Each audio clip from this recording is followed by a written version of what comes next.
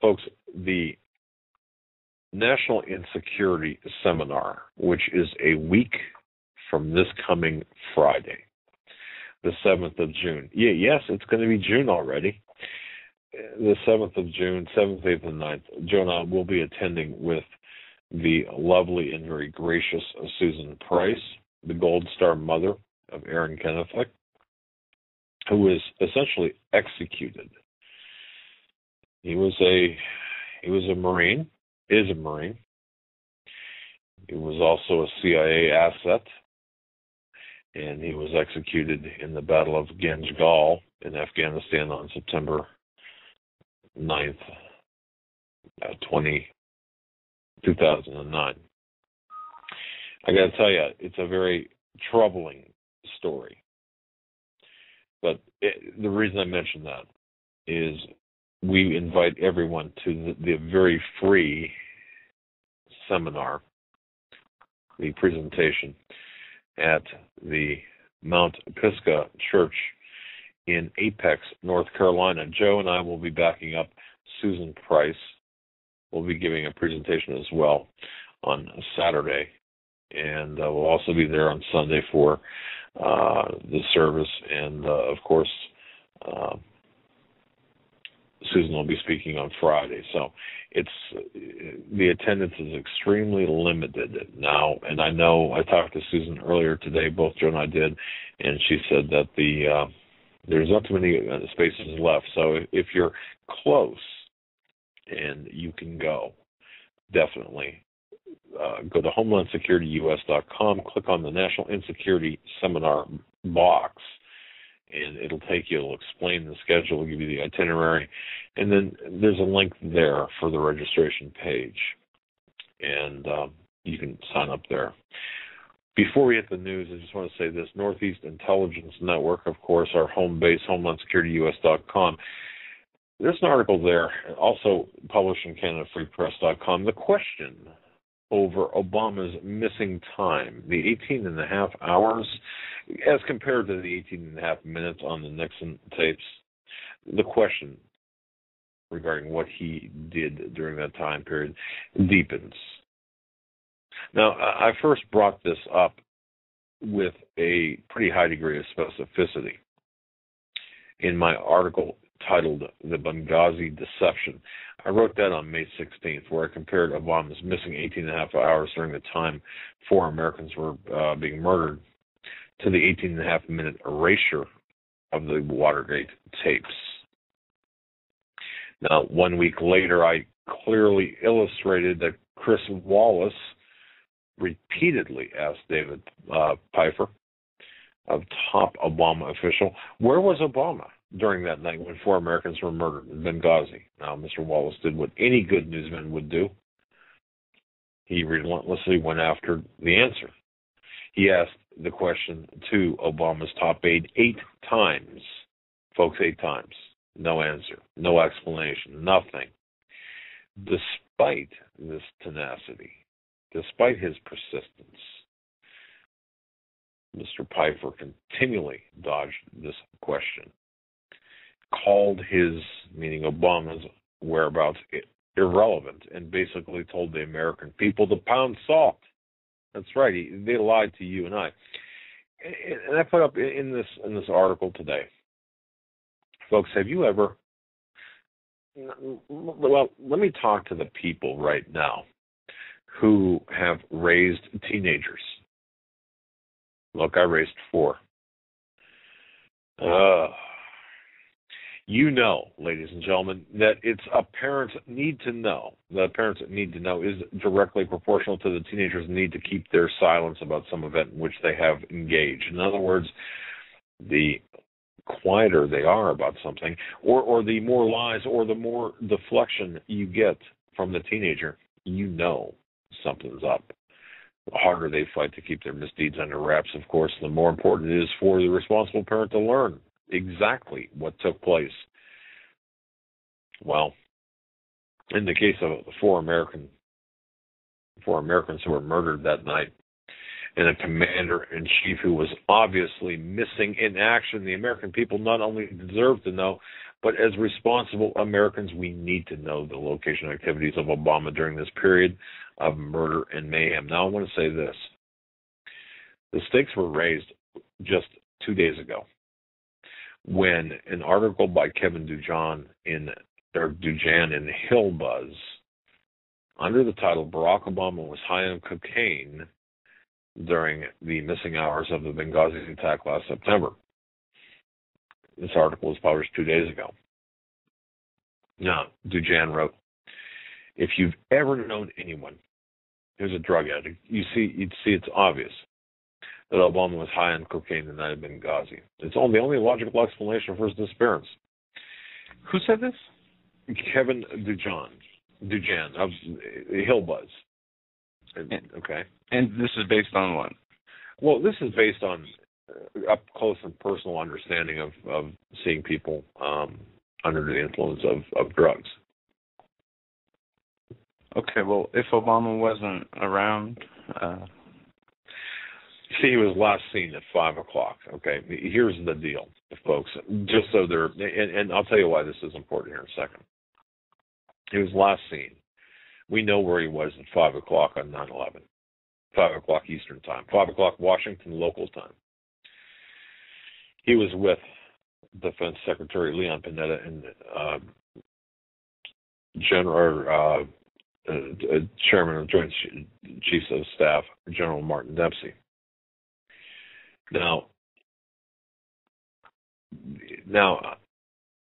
Dujan writes that Dujan cites Rich Lowry's article at Politico about the mystery night on September 11th. Okay, when Obama disappeared for many hours and seemingly was unavailable, despite the fact that the U.S. ambassador the first U.S. ambassador in 30 years had been murdered in the line of duty.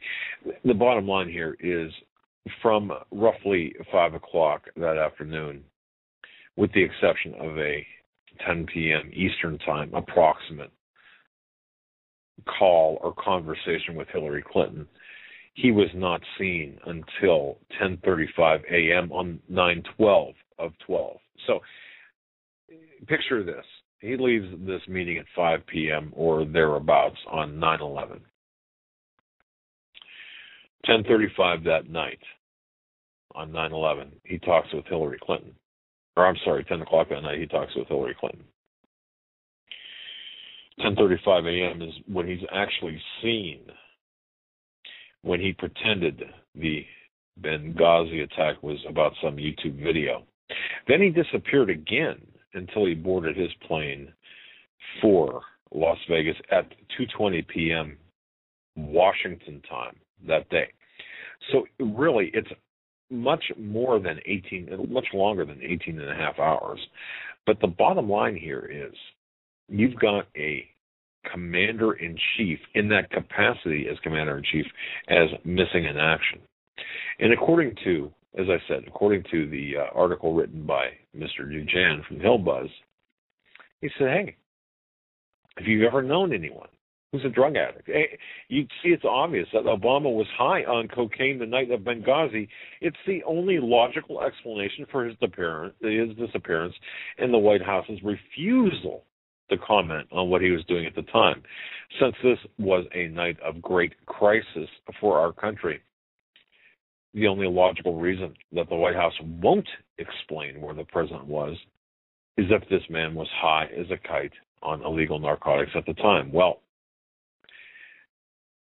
it's interesting because Mr. Dujan also commented about an email that he received from his friend Justine, an actress and model who ran in some interesting, if not salacious, shall we say, circles back in the 1970s with closeted gay men such as Rock Hudson.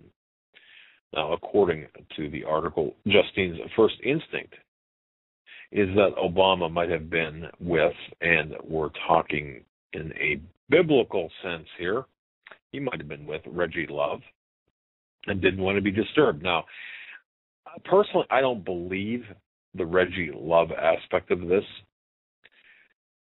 but I've got to tell you this. and then I'm going to turn this over to Joe for some real news, or some news. I had spoken with, and I'll tell you this, ladies and gentlemen, I consider it a privilege. I had the privilege of speaking with Larry Sinclair, of interviewing him. And I say privilege because this guy, Larry Sinclair, literally put his life on the line. He is the author of Barack Obama and Larry Sinclair, Cocaine, Sex, Lies, and Murder. Now, I know some of you folks that are joining us tonight did not hear last night's show. I know we've got some new listeners tonight. I don't know if it was 16, 17, 18 months ago I first encountered Larry Sinclair. And I heard a story that I found absolutely incredible. Larry Sinclair told me, and folks, you might want to cover your ears. I'll say this gently, okay, but understand what's coming is very unpleasant. Larry Sinclair told me that he performed oral sex on Barack Hussein Obama in the back of a car in Chicago when Obama was an Illinois state senator. And in fact, he did blow. In other words, he did cocaine with Obama while Obama smoked cocaine. Not only that, he did it the next day. Okay. Now, supposedly Larry Sinclair failed a lie detector test. Not true. Not true at all. Guarantee you 100% that is absolutely not true. To make a long story short, and I'm not going to dwell on this, but I really, really put Larry Sinclair through some hoops in terms of, are you serious? Who are you? What, did you just happen to stroll into Chicago and through some homosexual lottery pick up Barack Obama? I mean, really? Is that what you did? I mean, folks, you have to understand, this was my approach to Larry Sinclair. And to his credit, he answered every single question that I asked him. And I asked him many questions in many different ways. The bottom line was he never wavered from his answers. And just to cut it short here, I did go through a lot of his information and found that he did produce receipts that backed up what he was telling me. He produced evidence, if you will. Not, of course, not. There's no blue dress here, folks, Lewinsky style. No, there's nothing like that. But as far as I'm concerned, he produced enough prima facie evidence to convince me, an investigator of 25 years, that something indeed did happen. And in fact, Obama was with Larry Sinclair on the night in question, on the nights and the following day in question, and in fact had contact with him, and subsequent to that, and also had threats by people close to Obama during his presidential aspirations. Folks, we are going to have Larry Sinclair on our show as soon as our schedules permit. I think you'll find Larry Sinclair to be pretty upfront, pretty upfront. I believe the guy. Okay, well, let me just tell you that I believe the guy, and I think that it's going to be a good show when we have him on. So I'm looking forward to that. Why would we have him on? Because this does go right back to the hour or the day of 9/11. 2012, and what Obama was doing during that missing time period. And believe me, folks, I had an intelligence, someone very close in the intelligence industry says, if you are able to grab and authenticate or obtain and authenticate the logs, the Secret Service, the White House logs, you will find out where Obama was, who he was with, and from there be able to deduce what he was doing. And let me say this. It would not be the first time. Do we have a problem? We have a problem. Do I believe what I've heard from my intelligence sources concerning Obama's proclivities, activities, and even the engineering? Because it's a feat of engineering to be able to do this in the manner in which it is. Yes, I believe. Well, I mean, what's the difference, though? I mean, we see him in the White House during the staged Osama bin Laden raid, and all the fake photos came out, the lies about the timeline and what he witnessed. I mean, I'm glad you asked that question. It doesn't matter if this guy's in his office or not. I got to tell you something. That was my original thought. Does it matter? Because, okay, think, folks that are old enough like me, think back to the JFK time, the scandals, when JFK reportedly had, well, not reportedly, as it turned out, did have one woman who he shared with a mafia boss who happened to be a spy for the Russians. Could this not be situations like this? Could this not weaken our intelligence? Could this not be something that could cause perhaps a situation where we don't want this information to get out? So could this not allow blackmail, pave the way to blackmail, pave the way to something more treacherous than what the act is itself? Do you know where I'm going with this? Yeah, and I would maybe feel different if there was the country was in a state where it was vulnerable, but we're well beyond vulnerable. I don't know about that. I think we still have areas of vulnerability we have to be very concerned with. And the economy is going to collapse. We're going to see these new world order people do whatever they're going to do. It's really out of our hands. And Obama's facing all these quote-unquote scandals, and they're having all these quote-unquote hearings where nothing will come of anything, and none of it's of any importance. Well, okay, I agree with you to the extent that when you have a Holder investigating Holder, which ultimately is what is happening. Now, we're not going to have anything come of this, of course not. But once again, I refer to my conversation with the person within the intelligence community. And we were talking about special prosecutors. We were talking about Watergate. We were talking about that time period. We were talking about the Clinton time period.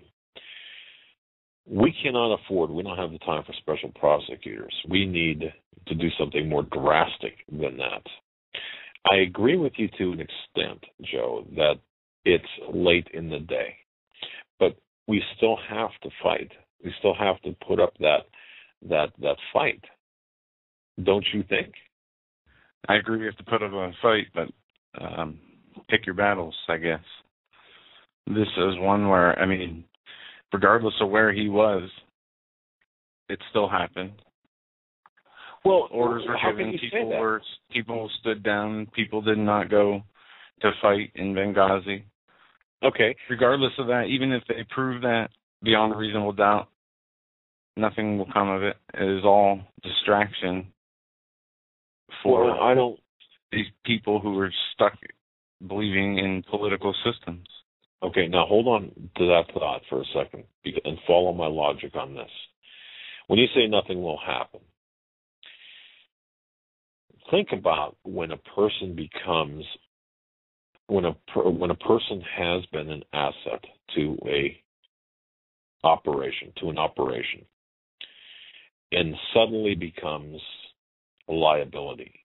What happens to that person? Now you're talking about them being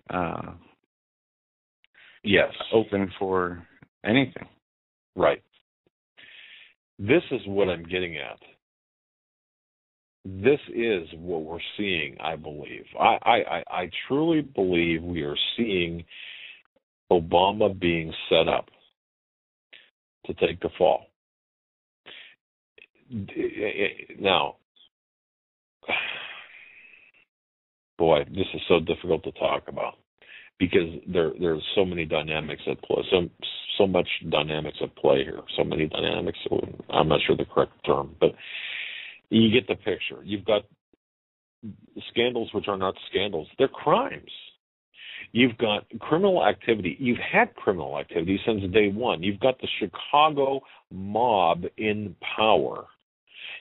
Think back to Rahm Emanuel. Think back to the Chicago mob people that were in power, the Axelrods and so on and so forth. Valerie Jarrett, Chicago mob. Valerie Jarrett's the gatekeeper of the White House. She's actually running the White House. America is a captured operation. We need to get, there's obviously the spiritual component which we need to address and keep in the forefront. But in the meantime, we cannot simply allow mischief, disorder, disruption, dysfunction to continue. As Christians, we have a responsibility, I believe. Do we not? Because we have to hold those in power accountable to us. Now, they're going to be held accountable to a much higher power at a given day. But don't you think that we as Americans, that we as Christians, that we as fathers and sons, brothers and sisters, grandparents, mothers and fathers and so on, don't you think that it is important that we hold these people accountable for what's going on? What do you think? I want to know. Who's we? And these people won't be held accountable, at least not from what I see, maybe not in this life. But things are just moving so fast. I mean, the news out of Syria and the Middle East today is explosive. There's so much going on. Weapons shipments. Let's talk about this. Let's talk about Syria, because Benghazi is all about Syria, or Syria is all about Benghazi, whichever you prefer. Benghazi was a result of what they were going to achieve in Syria, and that was shipping weapons to the rebels, rebel fighters. And folks, it wasn't about a kidnapping gone awry. Please don't fall for that. Please don't send me another email about that. Either way, the U.S. personnel did die, and we have an escalating problem in Syria. Now, the president has asked the Pentagon for Syria no-fly zone. There was breaking news of this just before the show started. Here's CNN. Now, a lot of developments in the war in Syria. The Russian ambassador to the UN tells CNN's Christiana Mampour that, yes, delegates from the Assad regime will be attending proposed peace talks in Geneva, but it's still unclear if the Syrian rebels will be joining them. And the European Union decided to end the arms embargo against Syrian rebels. Russia's response? To go ahead with the delivery of surface-to-air missiles to the Syrian government, to keep things from getting out of hand. But the biggest news may be coming from the White House. Josh Rogan is the senior correspondent for Newsweek Daily Beast, and he joins me now with an exclusive. Josh, before we get to your exclusive, I want to play something that President Obama said about his options in Syria back in April. As early as last year, I asked the Pentagon, our military, our intelligence officials to prepare for me what options might be available. And I won't go into the details of what those options might be. So he wouldn't go into the details what those options might be, but you now have some exclusive reporting on what at least one of them is. Exactly. We've discovered that the White House has tasked the Joint Chiefs of Staff to plan for a no-fly zone inside Syria that would be done on a multilateral basis with countries such as France and Britain. This wouldn't be a NATO option like in Libya. It wouldn't be a UN option. It would be U.S. and countries that are willing to participate, and those plans are being drawn up, and that is new information. And this is a story that you're breaking right now in the Newsweek, the Daily Beast. I want to read something an administration official told you that's in your story. Quote, the White House is still in contemplation mode, but the planning is moving forward, and it's more advanced than it's ever been.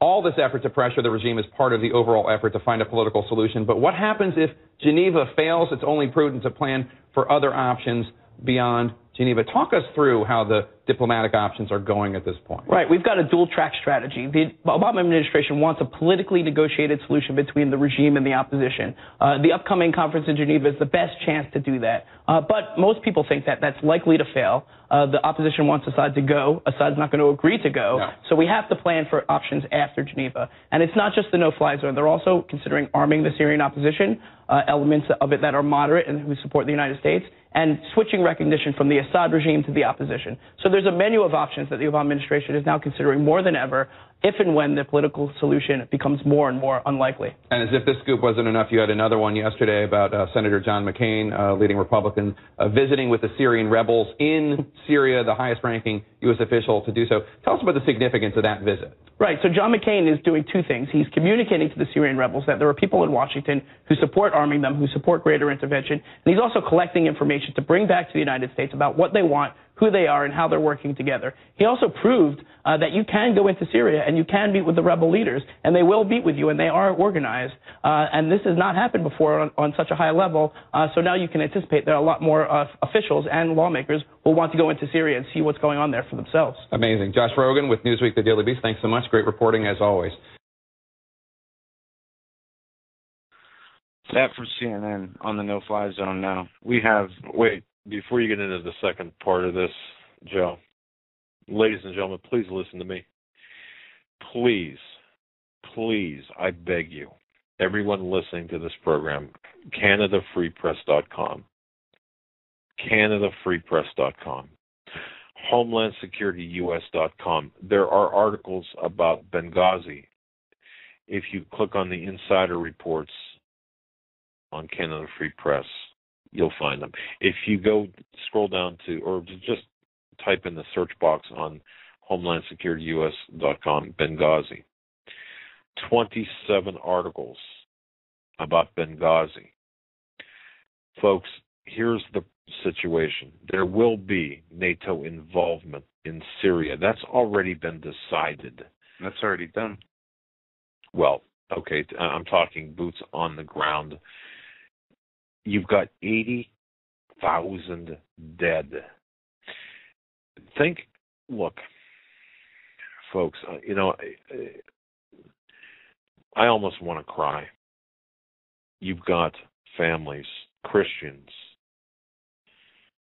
in Syria, the mothers, the fathers, the kids, they're dying. You've got 1 million refugees.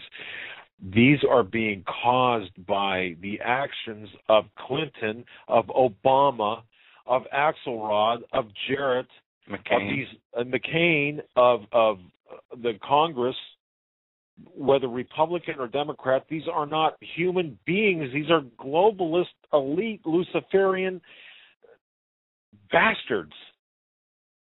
Yeah. And Senator John McCain, who traveled to Syria, we're going to be playing a clip from that, but he is pushing for more aggressive U.S. support of the Syrian rebels, a.k.a. Al-Qaeda, and he told the Daily Beast last week that despite the request for the plans, he doubts the White House will decide to implement a no-fly zone, but said this one thing about the Pentagon: if they don't want to do something, they'll tell you all sorts of reasons why they can't do it. It's going to take significant pressure for them to come up with a realistic plan. And McCain said a realistic plan for a no-fly zone would include hundreds of planes and would be most effective if it included destroying Syrian airplanes on runways, bombing those runways, moving U.S. Patriot missile batteries into Turkey to close the border so they could protect airspace inside northern Syria. And all that's needed to be left is to look for the mushroom clouds, because what you're seeing, ladies and gentlemen, and the reason I am so harsh on this, and yes, I lost my temper, but I've got to tell you, you're looking at the run-up to this is World War III. This is global conflict. People will die. Millions are going to die. Children are going to die. This is setting up alliances and allies and enemies, and they are not seeking or will not seek any type of congressional approval to take any military action in Syria, as they've done no such thing in the past for Libya or Egypt, even though Libya had a lot more. They had the no-fly zone. They had the arming of the rebels openly. But here, this has been going on since Libya really started, and it continues to get worse. And their answer is to give weapons to Al-Qaeda, while Russia is giving S-300 missiles to the Syrian government and anti-aircraft missiles to deter hotheads. They are on a race to arm the nations around Israel with the most deadly and effective weaponry they possibly can without making it look like they're doing it for an endgame result to come against Israel. I'm sorry, ladies and gentlemen, for my passion. No, I'm not sorry for my passion. I'm sorry for my choice of words, but I've got to tell you, just as I told you, just as my source, it's not me. It's the people that talk to us who are very, very clear about what's taking place. We are seeing World War III and how history is going to record what's going to happen. If there will be anyone left to record history, well, there will be. But this began so long ago that the end has already been written. Folks, please understand what is taking place in Syria is going to touch the lives of every person on the planet. Everyone on the planet. This is not hyperbole. I've been beating the drum on this because the people who have been talking to me, multiple people within the intelligence community who have been talking to me have been saying this and saying this is going to happen next. And what you're hearing today is what we spoke about months ago. Folks, I am so very disturbed by what I'm hearing, by the findings that Joe had played. And go ahead and play that second clip. Here's an inside McCain's secret trip to Syria. Well, it was actually a very interesting trip. He came, the senator met with a total of about 18 commanders from the Free Syria Army under the supreme command of General Idris. He had 2 meetings in Gaziantep. The first meeting included 10 commanders. The second meeting was 4. And the third meeting, which was inside Syrian territory, had 5 commanders, all of which were attended by General Idris, the supreme commander of the Free Syria Army. So how many hours was Senator McCain inside Syria proper? About an hour. About 1 hour. Was there ever any danger to the senator? No, actually not at all. And I think it's testament to the Free Syria Army, which with very limited weapons and capabilities has been able to secure and liberate large swaths of areas in the north. The senator did not go too far deep into Syria. It was less than 1 kilometer in. And the meeting, again, took about 45 minutes to an hour. And then the Free Syria Army was incredibly cooperative. They didn't even stop the convoy. They let us come up right to the door for the room where the meeting took place, and it was incredibly productive. What was the senator's message to the Free Syrian Army? The senator, first of all, I think wanted to assure the Syrian people and the Free Syria Army that the people of the United States, in general, support their strive for freedom, support their revolution, which for 7 and 8 months was completely peaceful, and they were forced into taking up arms to defend against the Assad regime's massacres that were occurring against innocent people.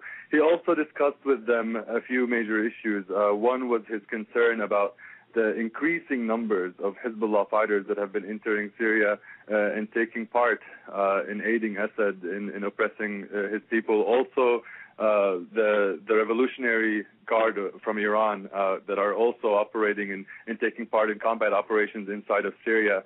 He also discussed briefly the use of chemical weapons, as well as what were the needs of the Free Syria Army. He also discussed the aspects of extremism that may have sort of popped up in certain parts of Syria, and to what extent that was, and what ways we could take to be able to marginalize any extremist groups that may have entered due to the lack of international intervention or aid. What was the main message to Senator McCain from the Free Syrian Army, the rebels who are opposed to the regime of the President Bashar al-Assad? The Free Syria Army really wanted to, first of all, we're incredibly appreciative. Some of these commanders came from places as far away as Homs, Qusair, Aleppo, Idlib province, and other provinces all over Syria just to meet the senator. And, we were helping coordinate them coming out. And what they wanted to say is, first of all, that thank you very much for taking the time and for coming to see them. All right, that is a little bit of Wolf Blitzer interviewing somebody for talking, who represented the Free Syrian Army in McCain, and introduced him and showed him around his vacation. Yeah, and all this while we have Russia sending S-300 missiles to Syria, and here's a quick clip on that. Russia has slammed the EU's decision to drop the Syria arms embargo as counterproductive towards finding a diplomatic solution. Moscow says it will continue to supply air defense missiles to Damascus, calling it a balance designed to deter foreign intervention in Syria. Well, we have in the studio artist Sean Thomas for more on this. So, Sean, what's Moscow's reasoning behind delivering on the missile supply deal? Well, the first thing you have to understand is these are old existing contracts that were signed before the Syrian conflict even began. So in some ways, Russia is obligated to fulfill these contracts. So that's the one way of looking at it. But it is interesting, the timing today, in the wake of the EU allowing this arms embargo to expire. This paves the way for different countries to individually start arming the rebels. So the Foreign Ministry and the Russian President's office, they have expressed their disappointment in this decision, saying that it undermines the international peace process, something that they've been working very hard for. In fact, this week, Lavrov and Kerry meeting to try and get something going on that side of things. Yeah, and we know the peace conference will be taking place later. Indeed, and what Russia is saying is that this move by the EU is a double standard policy which directly affects the prospect of having an international peace conference on the topic of Syria. So the timing is very interesting, but the bottom line is that these are old contracts, existing contracts for a defensive weapon for the Assad regime. Okay, now another question here is, can Russia's defense systems be used to influence events on the ground in Syria? The short answer is no, but obviously it's a little bit more complicated than that.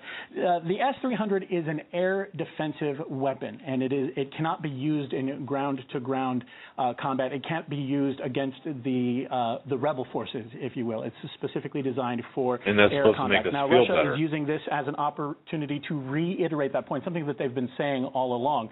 Now, the controversy, of course, is the international community looks at this as Russia is siding with the Assad regime. They're arming Assad. This is not the case. As we mentioned before, these are old contracts. Yes, you carry on. You see that, Matt. I mean, you see that. We don't have to keep playing these clips. Look, there is an arms race on both sides, and it's not just arming rebels and arming the Syrian government. They are arming each other, moving less weapon systems, getting things in place for World War III. See, and ladies and gentlemen, and Joe and I have had this conversation, and in fact, he's been privy to some pretty high-level conversations. Look, we, the Americans, your sons, your daughters, your brothers and sisters and parents and whoever who are serving in the military are going to be toe-to-toe with not only the Syrian army, not only the members of the Assad army, if you will, but Russians. Think about this for a moment. And at the same time this is taking place, and folks, please understand how serious this is. At the same time we are going to be fighting this war, we are also currently fighting a currency war. Now, don't forget, part of the takedown of the Soviet Union involved a monetary attack, an attack against the ruble. Now, I'm not going to get into too much. I can't. But what you're seeing play out is the blowback from what we're doing in Syria was not only Benghazi, that was the blowback, but the computer hacks of banks and also the currency wars that we're involved in right now, and the killing of the dollar from without and within. It's a complicated three-dimensional chess match that you've got to understand we're involved in. Where we're headed with all of this is we're going to see things take place in Syria. That's going to expand regionally. That's going to involve Israel. We will not be able to go to the aid of Israel. Why? Because at the very same time that breaks out, you're going to have mischief taking place in the South China Sea, in the Sea of Japan, and in other locations. We're going to be so spread out that we're going to be pretty well neutered. And as I've said before, folks, what is this all about? Or what more how much more is there to this? Well, think about this. Since our dollar is not backed by anything of value, that is to say gold or silver, it is the world reserve currency for one reason, or reserve currency for one reason only, and that is because it is attached to oil. Once there is a threat, it doesn't even have to be acted upon, but once there is a threat to the free flow of oil and energy, get used to paying $7, $8, $9 a gallon at the pumps. Get used to walking. I mean, really. Well, and paying for extreme amounts for your food and such, and all the fallout that happens. Yeah, not only are we facing a World War III scenario that's been building up over the last few years, not only are we facing an economic crisis that seems to be spiraling out of control in super slow motion with one inevitable conclusion of collapse, but now our infrastructure in the last week. And this, guys, remember, this is important for Thursday's show and the last show we did with Nathan Liao. His dreams about the trains and the Civil War. In the last few weeks, we've seen some train crashes. We've seen some bridge collapses. And this today. Begin this hour with breaking news. Good to see you. I'm Brooke Baldwin. Let me take you straight to Baltimore to these live pictures. Massive explosion here on the train tracks in Baltimore. Here's what we know right now. This is a cargo train. We know hazmat teams are on the scene. What was in the train? We don't know. We're getting better pictures here closer to the ground. We have learned that one person at last check was trapped in all of this. We've seen firefighters on the ground responding, of course, EMS in what looks to be some sort of industrial area of Baltimore. I have Chad Myers, who's been watching this. And Chad, look at this smoke. I mean, we've seen black smoke. We've seen white smoke.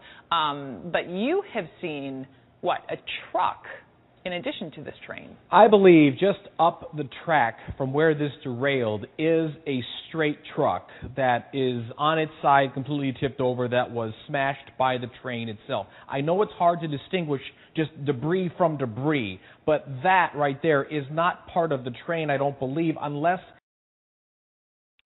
And as you cannot see the video, obviously, what they're referring to is a accident that happened today in Baltimore, where a train was derailed and it took out several buildings, and I'm not sure if there were any dead, but there was one or two people trapped in the wreckage as the freight train derailed in Baltimore after colliding with a commercial truck on Tuesday afternoon, sending a huge plume of smoke billowing from the flaming wreckage. 15 cars from the CSX-owned train were derailed, and 2 were on fire following the accident, according to Baltimore County officials.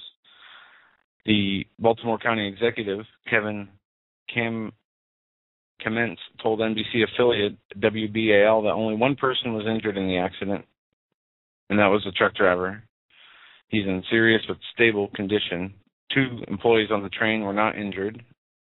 Hours after the collision, dark and thick plumes of smoke could still be seen from miles away as the 2 train cars burned. The cars were carrying, this is a new word,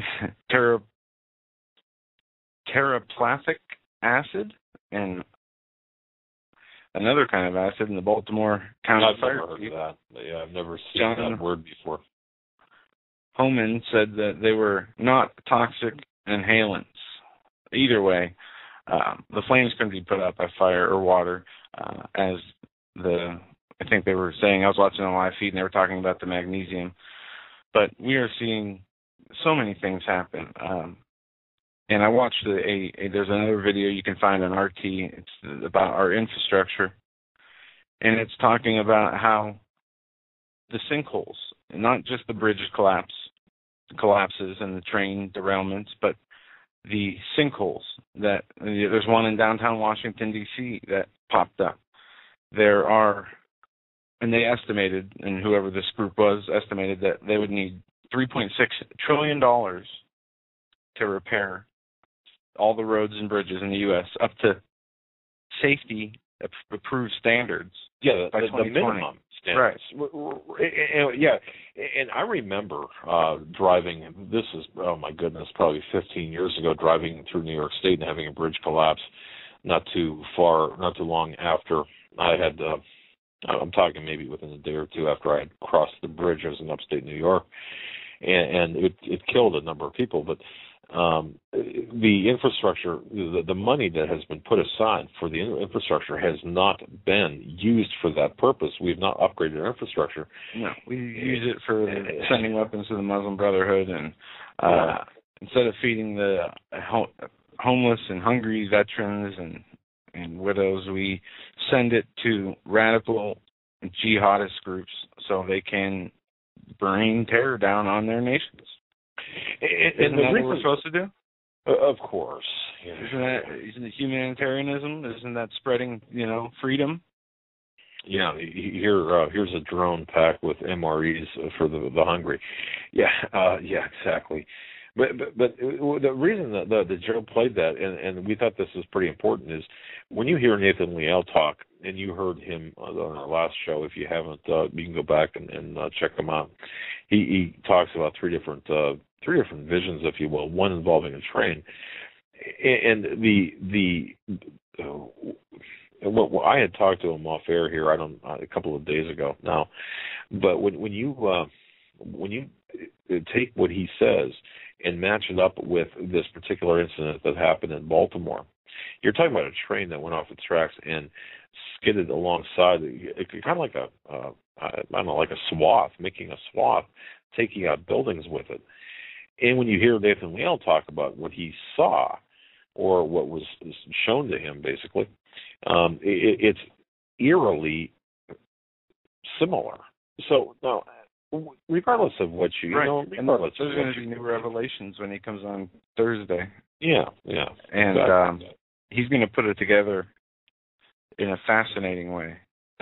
When we talked on the phone this weekend, I wanted him to come on Monday, but yeah, when we that's right, because you talked to him independent of me, and I talked to him independent of you, and he said kind of the same thing. But I got to tell you, when he did connect things together, as he will on Thursday, it made for an interesting picture, insight, into what could possibly come and how soon it could possibly come. And I know we've got a couple minutes until the top of the next hour. I want to do this now. For the second hour, we're going to have a guest. Her name, Suzanne Purcell. Yeah, Suzanne Purcell. She's going to be coming on, and she's going to be talking about a number of things. She's an investigative researcher. And one of the things she's going to be talking about is the huge amount of children being put on big pharmaceutical drugs, and how some government agencies that work with the police departments partner up in taking kids from their homes, the child services and things that we've had people on that have talked about, and but this will be much more in depth, and it's going to be a great second hour. Yeah, and Joe, I got to tell you this, and I didn't tell you this before. It was rather serendipitous. I thought that she would come on tonight. I did not know, and we didn't know before the show that. I mean, we did. It was kind of tenuous, but folks, I got to tell you something. There's something going on here with our government, the children, the big pharma, all of this together. That all of this ties together. Even when all of this ties together. Listen to what she's got to say, because it makes a lot of sense. And our children are our future. They're our, they're our future. And what's more important than our children, really, when you come right down to it, on the physical plane here? And when you hear what she's got to say, I think you're going to be surprised at the level of knowledge and about how all of this connects. Like I said, the big pharma, as you mentioned, Joe, the police, oh my goodness, it weaves an interesting tale. Yet it connects everything together, and there's so we're very pleased to have her on as a guest during the second hour. I didn't mean to stretch that out, but I just wanted to make sure people understood that this isn't kind of taking away, but adding to what we're already seeing here in a more cohesive manner. It connects some disturbing trends that we've seen. And I've been getting emails of late that talk about what she's going to be talking about. So it's going to be an interesting second hour, to be sure. Yeah. And in other news, before we take our break, we have Christian discrimination happening in, where is this? Christian discrimination cases rejected by a human rights court. 3 British Christians who argued their beliefs saw them wrongly disciplined by their employers for actions such as refusing to counsel same-sex couples have lost their legal battle at the European Court of Human Rights. Gary McFarland, Lilith Lindale, and Shirley Chaplin had their appeals to the Strasbourg court rejected in January as part of the same ruling as that which Nadia Edwin, a British Airways check-in attendant who won her fight against being banned from wearing a cross at work. The 3 sought to resolve the matter in the court's grand chamber and final arbitrator. However, judges in the court have rejected the request, in effect ending the legal battle. So what has happened here is the court has ruled in the employer's favor in 2 out of the 3 actions, saying that the obligations to prevent discrimination against people using their services was not the case, and that they did not break any rules or human rights issues. The UK has the world's most comprehensive equality laws, which already include strong protection for religious beliefs, and they would have been fatally compromised, particularly for the lesbian, gay, transgendered, bisexual people, had the Grant Chamber overturned any of these judgments, according to counsel. Kristen, I'm sorry. No, that was not right. But the Christian Legal Center. This is the National Secular Society that said that. Now, okay. The bottom line here is that they are basically saying that, you are not being discriminated against. If you're gay and somebody doesn't like that for their religious beliefs, it's not discrimination. You are committing a hate crime, pretty much. You don't get the time of day.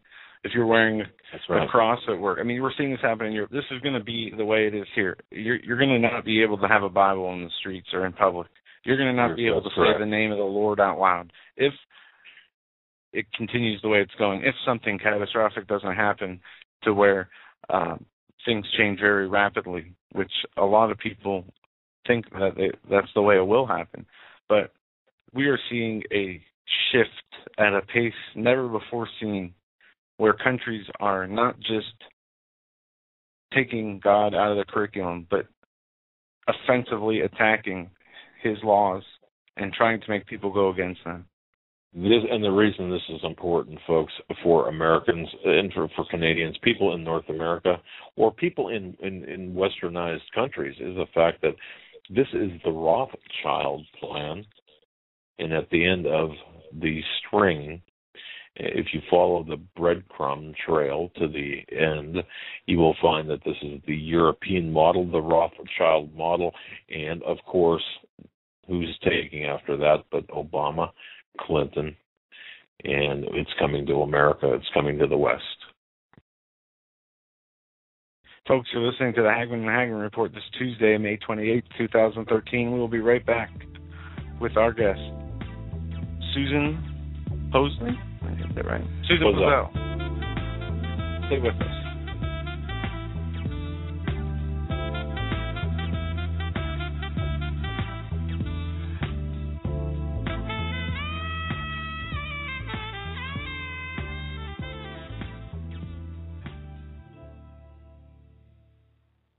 Hi folks, Doug Hagman here. You might know me as the co-host from the Hagman and Hagman Report, or as a frequent guest on Coast to Coast AM with George Norrie. If you're like me, you're tired and confused over today's headlines. You just don't know where to turn for accurate, concise information about really what's going on, what's truly going on in today's society. If you don't know where to turn for accurate, well-researched, and properly vetted news, I've got a suggestion.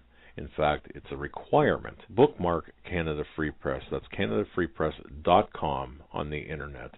It's just not for Canada. It's for news across the world. Judy McLeod, founding editor, has put together a vast array of talented writers like Kelly O'Connell, Daniel Greenfield, Dr. Eilena Johnson-Powell, a lot of guest columnists, very talented writers. Folks, that's Canada Free Press at CanadaFreePress.com. Now mobile friendly. Follow on Facebook, because without America, there is no free world. Podcast. It is May 28th, 2013. This is the Hagman and the Hagman Report. I'm Doug Hagman. With me is my co-host, Joe Hagman. Together we are the Hagman and the Hagman Report, the fastest growing radio program across the internet. I've got to tell you, it's interesting because as we were preparing for tonight's program, we were talking about different individuals making a difference here, whether it be with our children, with getting information out, and who the movers and shakers are in the world. And we did come across a name, Suzanne Pozel, or Posel, Posel. She's got a website, OccupyCorporatism.com, and we're going to link her website up with ours after the program. But Suzanne is the chief editor of Occupy Corporatism and the globally syndicated host of the Region 10 report broadcast on American Freedom Radio every Thursday from 1 to 3 p.m. Pacific time. Now, that report is syndicated on the Prepper Broadcast Network. And a year ago, Suzanne began writing articles about the information she researched on the New World Order. Oh, haven't we all? Welcome to the party. Anyway, the website, Occupy Corporatism, was born from this research, discovering that everything is incorporated and that this is a major part of the problems we face in the world. And since that time, Suzanne has expanded out to touch all aspects of the control the ruling elite use to coerce the masses into compliance. And isn't that what we see taking place today? Of course it is. And because of this, she believes that non-compliance is the answer to combating the New World Order. And folks, we wholeheartedly agree. Now, Suzanne has had numerous articles published dealing with a wide variety of subjects, from eugenics, climate change, the hoax behind it, and martial law, something near and dear to our hearts, the technocratic banking elite, once again, not enough rope, not enough trees, and Second Amendment rights. She is one of the most integral research journalists and sought-after radio guest in the alternative media. She's the author of over 1,200 articles. She contributes to several well-known alternative news aggregator sites and is a founding member of the real guerrilla media, which is an organization to bring together honest and unco-opted activists in the alternative media movement to network with each other, give coverage to those who are truly affecting change and exposing, well, shall I say it, scumbaggery. She's been featured on various radio shows, including but not limited to the Vinny Eastwood Show, the Corbett Report, United, no, I don't believe that's the one. WWIII News with Charlie McGrath and very others. And with that, we want to welcome to our program Suzanne Posel. Suzanne, hello. Welcome. Hello. Thank you. I'm so tickled pink that I'm on your show. Well, we're tickled even pinker to have you. But you're a busy lady. My goodness, what haven't you investigated?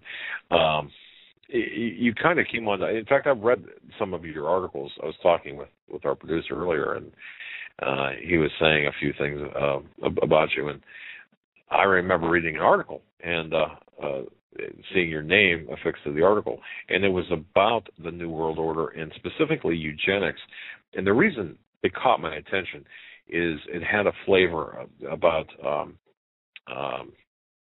senior moments like I'm having right now, Alzheimer's, I believe it was, or the slow kill. And I think, were you on Alex Jones here? Haven't you been on Alex Jones recently? Or am I mistaken?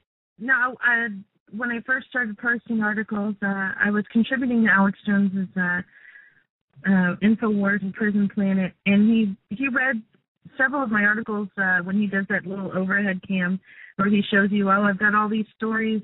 Well, several times a week, my story was actually in there, and I would watch the episode just to see him do the overshot and pull out my article and say my name on the air. Gotcha. All right. Well, Joe and I are, my son Joe, the co-host of this program, or the host, not the co-host. We're not sure which roles we play, but we're glad to have you. What's on your radar today? What are you focused on right now? You got the New World Order. You got everything taking place. What's going on in your world?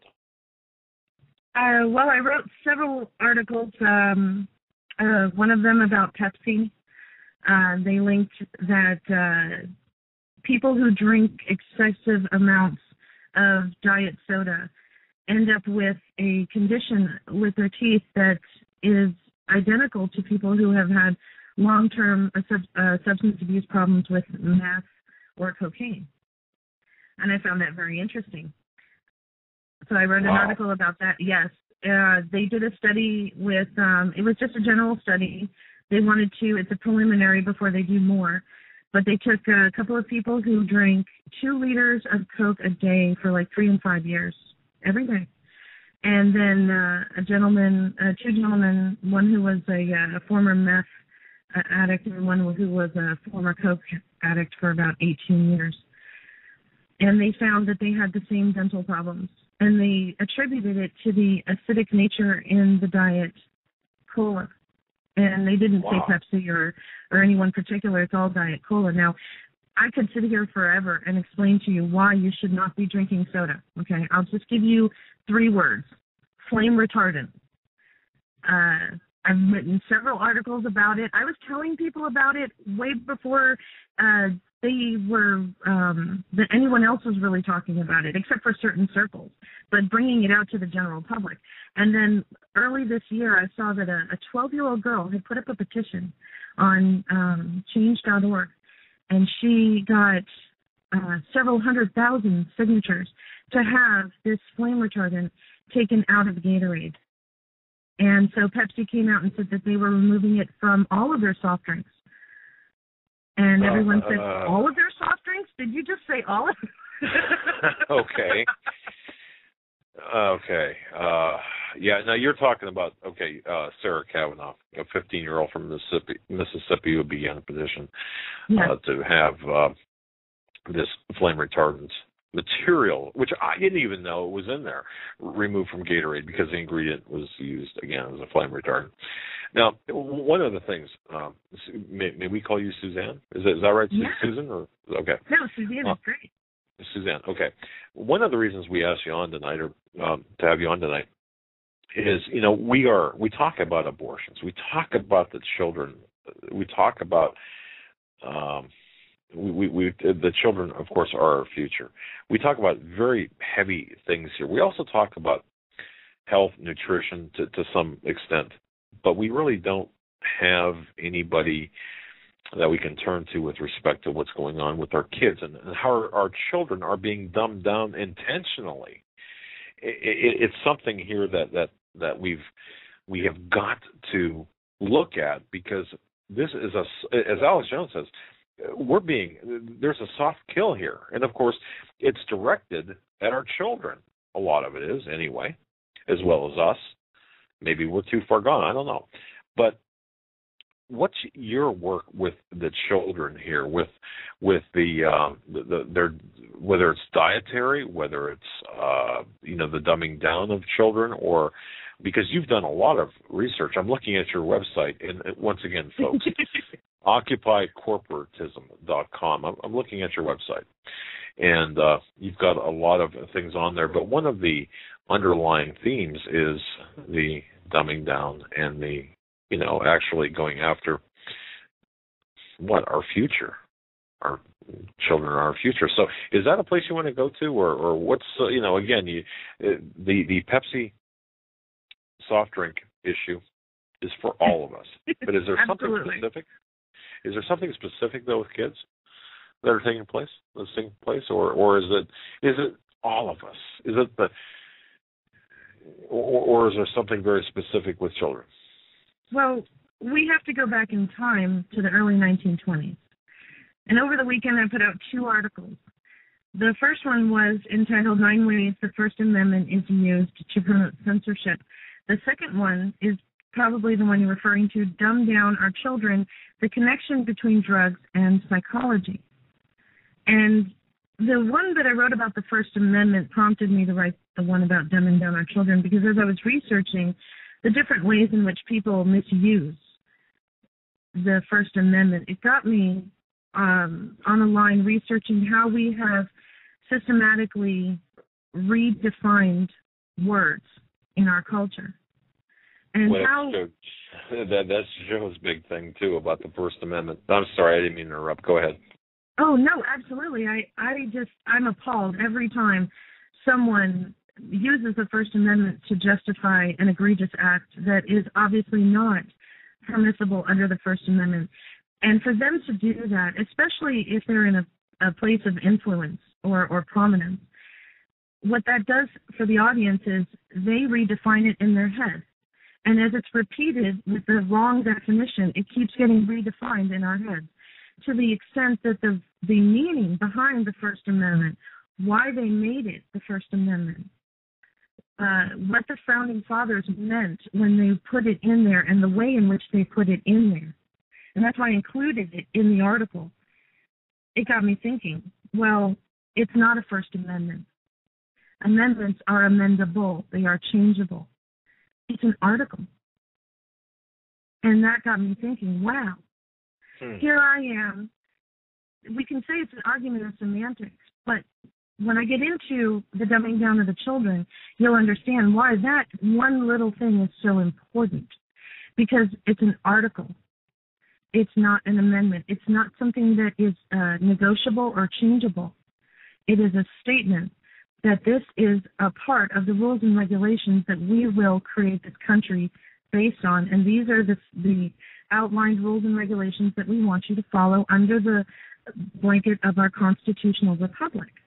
And there's nothing wrong with that. The problem is not the society. The problem is the people controlling the society. Having a society and having things that we all agree are not right, there's nothing wrong with that. It's the people who are in control is the problem, because they do this very thing, change it from an article to an amendment. And so it has a different connotation to it. Everyone understands that word differently than calling it an article to calling it an amendment. It's dumbing it down. It's effectively teaching you that what you innately are given under this constitutional republic is not innately given. It's a privilege, and it can be taken away. Interesting. Okay. So it's semantics we're dealing with here, and it's like attempting to have an intellectual discussion with people who are unarmed. I mean, intellectually unarmed or disarmed, I should say, in a great way. Now, one thing, and I know I'm kind of jumping around here, but we have, and I want to thank you so much for giving your time to us. One thing that caught my attention and caught Joe's attention is something you pointed out back last year. And again, forgive me for jumping around here, but I think this is so important for people to understand. Joe pointed this out to me and was jumping up and down and pointing at the computer screen. I couldn't understand what he was doing, and I looked over. And it says public schools use RFID chips to track and punish students for, get this, pre-crime. What's this all about? It's part of the system. The system, before I say that, let me just say this, and then eventually we'll get back to this, because it is all connected, folks. This is a holistic problem. It's not one problem and one solution, and then when you solve that, the problem goes away. No, they're on all fronts completely. It's all fake. Every single aspect of your life is fake, and I don't mean any exception to that at all. And once you get that, you'll start to understand. But with the RFID chip, they've taken it a step further, where at first they were using psychoanalysis to control the children. They've realized that since the experiments that were going on in the late 1960s, early 70s, and all of the movements toward freedom, the self-help movement, the women's rights movement, the civil rights movement, all of these movements were corporatized and co-opted. And part of the problem is there's a lot of dissonance going on in the movements, and rightfully so, because for X amount of decades before that, we were all repressed, and we couldn't express ourselves, and it wasn't right to talk about that. And you never talk about politics and religion, and don't talk to Aunt Susie about that, and never mention that to Uncle Joe, and children are being seen and not heard. There was so much repression going on, and then in the late 60s, early 70s, we exploded, and it came out as an explosion. There were all sorts of crazy therapies. Well, these children, as generation has their children, now the children have become very uncontrollable. And so they feel that at this point they have to start implementing Big Brother control systems in order to make sure, track and trace these children. And it's not just on campus, it's off campus. There was a bunch of elementary school students last year who got a wristband because they were trying to see, it had to do with physical education and how healthy the children were. But this wristband, they were told not to take it off even when they got home. And it was RFID chipped, which means it was GPS located, and all of the information can be siphoned out of the chip remotely. There could have also been cameras installed in it because, cameras are so small. And these children were to wear these bracelets 24 hours a day, I think, for like 2 or 3 weeks or 6-week period. And the parents became very upset. That's why I wrote the article about the RFID chip, the swipe, because I had worked at a hospital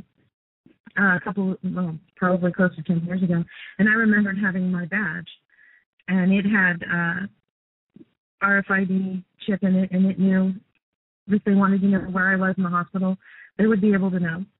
And it got me thinking, oh my God. So they're going to know exactly where their children are. And not just geolocating them, but monitoring their behavior, monitoring their interaction with each other, taking all of this information in so that they can better control the children. Wow. That's frightening. And I know Joe has been my son has been very hot and heavy in terms of looking at this RFID, the entire issue of the RFID chip, especially in terms of Obamacare or the Affordable Health Care Act and all of that. But when you're talking about this as a way to control, my goodness, that this is rather frightening indeed. I didn't mean to knock you off track there. We were talking about something totally different before I did, if you want to circle back around, what's the bigger picture here? What's going on? You said that nothing is as it seems, and we're living in the Matrix, basically. What do you mean by that? Well, I started looking into Edward Bernays, and Danny Romero, who runs American Freedom Radio, recommended that I watch The Century of the Self to get a lot of information to research. And it's a 3.5-hour documentary. You can watch it on YouTube. I recommend it highly. Watch it a couple of times because I've had to. And it goes right through Edward Bernays, and it shows how we have been completely programmed from a self-sustaining culture, which we were before the crash, and a desire culture. And okay, Suzanne, I'm sorry. Give us the name of that documentary one more time, please. The Century of the Self. And the Century of the Self. Okay. And put in full length. It's about 3.5 hours long, and it's worth it, definitely. One of the things that came out of that, which was very interesting to me, was this shift between self-sustaining culture to a desire culture. And the way that they did that was when the corporations went to Bernays, they said, how do we get people to buy products? And he said, well, you don't get people to buy products. Well, what do? You get them to become emotionally attached to that product and that brand and that company. Then you don't have to ever get anyone to buy anything ever again. They will buy it simply because you sell it, or because that brand name has a reputation. That's why your reputation is everything. They tell you on one hand to work really hard. On the other hand, they tell you your reputation is everything. Because your reputation actually is everything. We are taught in the schools from very early on that how we feel is more important than logic and reasoning. And the way that they did that was when Ford and Carnegie and Rockefeller got together and created the public schools. They came up with a problem. They wanted to know how to better take these children who were self-sufficient on the farm, working and learning, and turn them into a desire culture. And they found out that they needed to use Freudian behavioral psychoanalysis techniques in order to get that done. And so they went to Edward Bernays, and they talked with him. And they employed Wilhelm Reich, which was an Austrian psychoanalysis at the turn of the century. And his claim to fame was, his ideal was the neurosis is its prevention rather than treatment, which means the actual disease is inconsequential. The symptoms are what we should be focusing on, and this is the problem we see with the medical industry. They don't treat the disease, they treat the symptoms. They have a list of symptoms. If you check off, 6 out of 10 or 7 out of 10, they know what prescription to write down and hand it off to you, and there you go. And you're still sick, but you don't feel sick because what you're taking is masking the symptoms. And somehow you keep getting sicker and sicker, and your life keeps ebbing away, and yet you're taking all of these pills to treat all of these symptoms and all the symptoms that the pills cause. But with psychoanalysis, they want to just focus on the symptoms, and they don't use any medical reasoning or deduction. They say you have a chemical imbalance. There are no tests to find out whether or not you actually have this chemical imbalance. But once they decide that you have a chemical imbalance, they look at the symptoms and they check it off, and they, proverbial draw a line and say, oh, well, you're schizophrenic. Oh, well, you're bipolar. Oh, you have ADHD. And we have a drug for that. And so they write the prescription, and there you go off on your merry way with your drug. You've been diagnosed. There's no proof that you have this problem that they say that you do, but they said that you do, so you've got the prescription in your hand, and you start taking the pills. Man alive. And by the way, I just want to say, folks, we have posted, with your permission, Suzanne, your article, Dumb Down Our Children, the connection between drugs and psychology on our website at HomelandSecurityUS.com with the link directly back to your article, to your website as well. But I think it's important for everyone to read this. Go ahead and continue on with this, because once again, our children, Joe, I mean, you're going to have kids. I mean, she's exactly right. And going back to what you said about, the problem isn't society, it's the people who control society.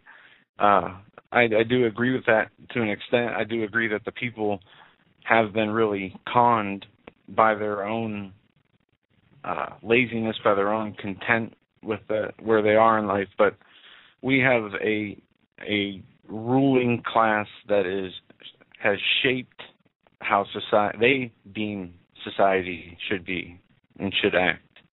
And this, with basically the dumbing down of Americans, the children and adults, through big pharmaceutical companies, is definitely a huge problem. And sadly, it is just one way that they use to control people with, aside from all the other methods that they use. But their social systems that they have put in place, their control mechanisms, have captured people into a virtual jail cell. And I just wanted to say that, the people who control and construct this false reality are taking and deceiving a lot of people and ruining people's lives. Absolutely they are. Absolutely. And so when I was looking into this, what sparked it, again, I want to reiterate, the way we use words is very important. That's how we communicate. And that everybody understands that this word means that your communication with that person is all the more better. Oh, that's terrible English. See, there you go. I've been dumbed down. But I'm sorry. Somebody had used that very phrase last week with me, more better, but that's okay. Actually, it was my dumbest, but go figure. Go ahead. So we have a problem where we don't understand the words that we're speaking. And I'll give you an example of the dumbing down. When my mother went to school, high school, part of her electives were to take a shorthand class because it was expected if she entered the workforce that she would be a secretary. And she was taught to only use shorthand when she was taking down dictation or in lectures, and that you would take it home and transcribe it into something that's legible. Well, now we have text, and ironically, the shorthand has become the legible text. And to me, that's incredible. That's within, from my mother's generation to mine and beyond, that we don't use the whole word. We use an acronym or one of those little smiley faces. Yeah, and you would be talking, too, about, like, LOL and LMAO or whatever that stuff is. The younger generation is groomed in that fashion right now. Absolutely. And so, you don't write the whole word because when you're texting it, you get carpal tunnel, so you write C-U-Z. And everybody understands that means because or cuz. Because that's how it sounds. Now, ironically, and I'll get into this, with phonics, ironically, we're starting to, when we use this new shorthand, we spell things the way that they sound and not the way that they're actually spelled. And it's interesting to me that we reverted back to a crude version of phonics. But let me get to, in the 1940s, let me take us back to the 1940s. There was a gentleman named Jean Piaget, and his last name is Piaget. He introduced the theory of development. And he decided that children had a 4-stage maturity ladder that they needed to achieve in order to have cognitive capabilities. So before they achieved that, essentially, they had no cognitive capabilities. They're not able to, they're literally incapable of having a logical thought. They said any child under 11 must be taught with concrete objects and examples. Okay. That's why we baby talk to our children. It's more the educational toys that are sold to the children now. Like I have a 2.5-year-old daughter, and I have a 6.5-year-old son, and the toys that were purchased when they were born and every Christmas since then are all very easygoing toys. There's absolutely no challenge. You just get a little block and you try and fit the shape into there, and if you do it, yay, and if you don't, oh well, you'll try again. The toys talk to the children. When I was teaching my son to read, his grandmother bought him a Leapfrog, a pen that read for him. And this was supposed to teach him how to read. And I thought to myself, well, how is he supposed to learn how to read if somebody's reading to him and for him? Okay, anyway, let's go with this. Well, one night, my son comes out to my husband and I and says, I can read. And he's holding one of the Leapfrog books that the pen would read for him. And we were all excited. I got out the camera. I was going to videotape. I caught his first steps on videotape. I was sure going to catch this on video. So he sits down to read. And he did something very, very interesting. My husband caught on to it first before I did. As he read exactly as he had heard the pen read. Every inflection was exactly the same. He mimicked all the different sounds of the different voices for the different characters, exactly as the pen did. Every time the pen would get excited, he got excited in the exact same way that the pen did. And about 1/3 into the story, my husband tapped me on the shoulder and said, he memorized what the pen says. He's not reading. He memorized it. That's a great point. Yes. And I thought, oh, no. Because when I was young, I was taught phonics. You have to sound out the word and learn the sound combinations. And I said, oh, no, I have to focus on phonics way more. Oh, my God. We didn't say anything to our son, and he reads chapter books now. But it wasn't until I started implementing phonics and teaching him the sound combinations and getting him excited about it. I said, the letter S is an incredible letter. It can turn anything into a plural. Isn't that neat? It's like a superhero. He's not memorizing words anymore. He's not memorizing letter combinations. He is, and they'll tell you that our brain doesn't actually read the page. It looks for combinations and associations, and then through electrical signals, you know that word is the word that you're reading, but you don't. Your brain doesn't even read, so why should you? That's what they'll tell you. They've done studies to back that up. Let me ask you this.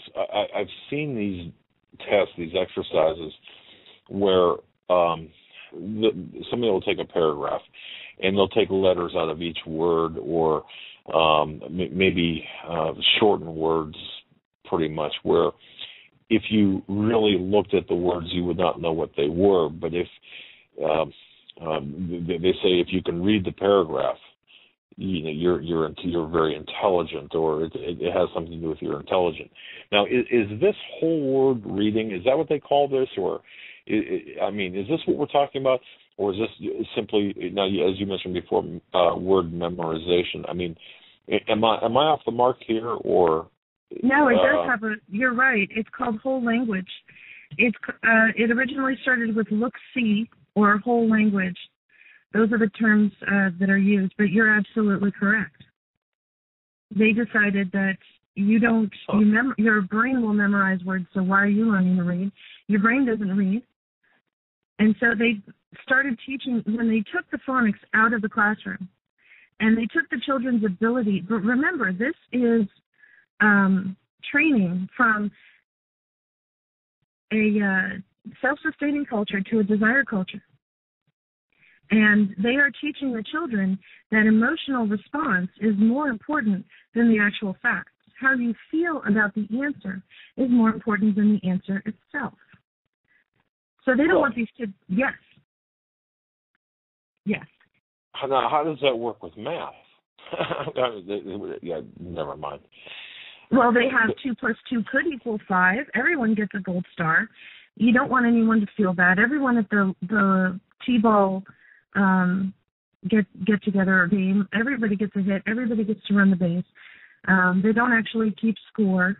I've got a neighbor whose son plays with my son, and she just put her kid in that T-ball class, and she was telling me about how great it is because they don't keep score, and everybody gets a turn to hit, and they keep hitting until they get it, and then they run around the base, and it's wonderful. And the kids are happy because their self-esteem is up, and the parents get to socialize, and all around it's just a wonderful time. And I thought to myself, no, absolutely not. Sorry, but sometimes you lose. Sometimes you're not. Yeah. Exactly. I happen, one of my favorite, I got to tell the listeners, it's one of my favorite sitcoms is Everyone Loves Raymond. And there was an episode where they were playing T-ball and, or, so, I don't know, some type of baseball, T-ball thing. And they weren't keeping score except for, you know, the grouchy old guy, Frank. he was keeping score. And to me, it was just hilarious because, you know, just how insulted these progressive thinkers are, you know, when you keep score. But I didn't mean to, once again, I took you off track here, but wow. And you're talking about the redefining, and I've used this term in this program before, the redefining of how we operate, of everything. I mean, my goodness, this is really, when you think about it, at this level, training children like this is huge. It is, and it goes all the way back to the 1920s, and it really kicked off in the 1940s with this theory of development. Because under the age of 11, well, the kid can't possibly have a logical thought. They can't possibly be independent. Let's go down to their level. When my children were born, both of them, we told everyone, do not talk down to them. Do not baby talk. Because if you don't say the word correctly, how are they going to learn how? They are monitoring us. They're watching. They're seeing how we behave around each other. They're learning how mommy and daddy relate, what kind of words we use, how we use our words. So they need to hear the word verbalized correctly. And if not, don't talk to my kid. And we told our family members this too. And both of my children were speaking at a very early age and speaking correctly. They don't have any speech impediment whatsoever. They don't have a problem with their L's or their R's or anything like that. My goodness, that's great. And I've got to tell folks, definitely bookmark occupycorporatism.com. If you go to homelandsecurity.com, there's a news article right on the front page there, and we're going to put up that, of course, you were a guest on our program, but you've got so many stories, from facial recognition, the government, censorship, cybersecurity, false flag, surveillance, politics, United Nations. I mean, you name it, it's there. But near and dear to our heart, and you know, our topic tonight is the children and how the children are being remolded. Who's behind this? This was a combination of Rockefeller and Carnegie and the Ford Foundation getting together and realizing that Sigmund Freud had it correct. In the 1954 annual report of the Rockefeller Foundation, they highlighted communication and did research on its ability to influence people with psychological mechanisms. So language then becomes an assault. They're using language in order to get you to think in a different way. And one of that is the redefining of words, because we're taught to have emotional response. And once you react, they've got you. And I mean that, folks, in a literal sense. And some of our reactions are unconscious. And they've already, if you've been through public school and even private school, I found that even religious private schools, some of them will take subsidies from the state in order to subsidize, maybe they gave out, let people come in on half a scholarship or whatever it is. They get that money, that difference, from the state. The state gets it from the federal government. The charter schools, no good. They are completely controlled by the technocrats and the UN. And the Montessori, La Petite Academy, and KinderCares are all owned by J.P. Morgan Chase. So effectively, if you don't want your child to be programmed and dumbed down, you need to get them out of the school. There's no, in my opinion, there's no safety. Wow. Did I just hear you say Montessori is Yes, Montessori. Owned by J.P. Morgan Chase? Yes, sir. Yeah. And La Petite Academy and all the KinderCares. And the KinderCares work with mostly low-income families. And, yeah. Wow. Okay, that's something I did not know. So in your investigation, it sounds like you worked just like a detective, like we work. You follow the money. I mean, it's a money game in part, and then it's the reformatting the brains of our children, I guess, teaching them to think in a totally different fashion. Or not to think, yeah.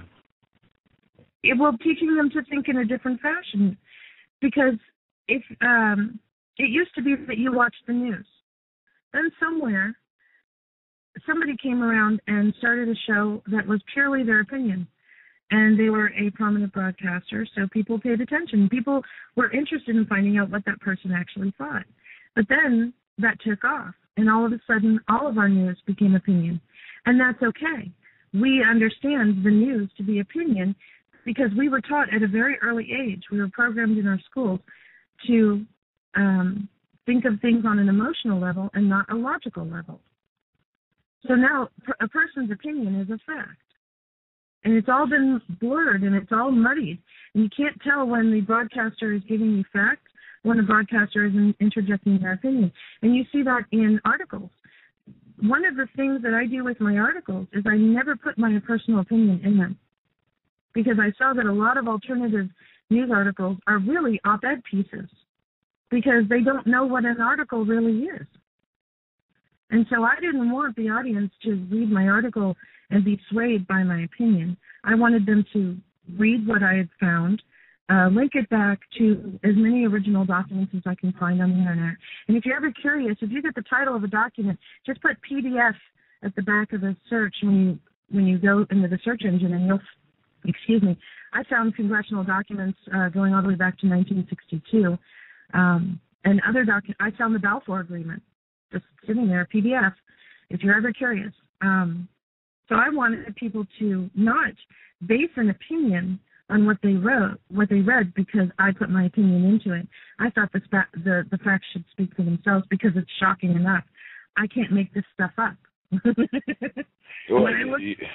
Wow, look, I've got the utmost of respect for you. One of the things I do is, my opinion a lot of times is evident in the articles I write, for better or for worse, most likely the latter. It's there. But that said, being able to recognize the difference is key, isn't it? It absolutely is. And when you can't recognize the difference because it was programmed out of you, what they do in the schools from, preschool, kindergarten, first grade, all the way to 12th grade, is they spend all of these years getting you out of you. And they're not trying to create a blank slate. That's too messy. They did that with MK Ultra, and they did, experiments with some people in Canada, and it's way too messy for that. But it's very easy to get people to be emotional about things because we are emotional creatures. And it's very easy to get people to feel good about themselves because that's what we all want. And so if you teach people to go after what makes them feel good and always have an emotional response to something, and don't pay attention to logic, because you go with your gut. Go with your instinct. How do you feel about this? Never mind what's actually being presented to you in factual, documented, and annotated evidence, or sitting in a box right in front of you. How do you feel about that box? How do you feel about that mount of that giant mount of information that all proves you wrong? How does that make you feel? And so the person is not paying attention anymore to that box of evidence, and they might never even look in that box. You could almost guarantee that a large percentage of people won't even look in the box because it's all about how they feel. And that's the end deal. We buy things because it makes us feel good. If you want a status symbol, you buy a Benz or a Mercedes or an Audi. If you want a status symbol, you shop at high-end department stores. You carry around a Louis Vuitton bag, even though they're absolutely horrendous. What does that say about my 2001 Chrysler minivan that doesn't have a working door and I got to crawl through the window? Never mind. Yeah. You touched on a lot of important points, and what I want to talk about, expand on if we can, is the dangers of teaching people to act on emotion instead of logic, to act on impulse, as you said, for feel-good sake instead of being dependent. I mean, it's like the people on this earth put value into things that have no value, where things that have the most value are free, yet society views it in a different way. Well, people buy things because I made the analogy or the example earlier. You can buy a coffee maker. You'll buy a more expensive coffee maker.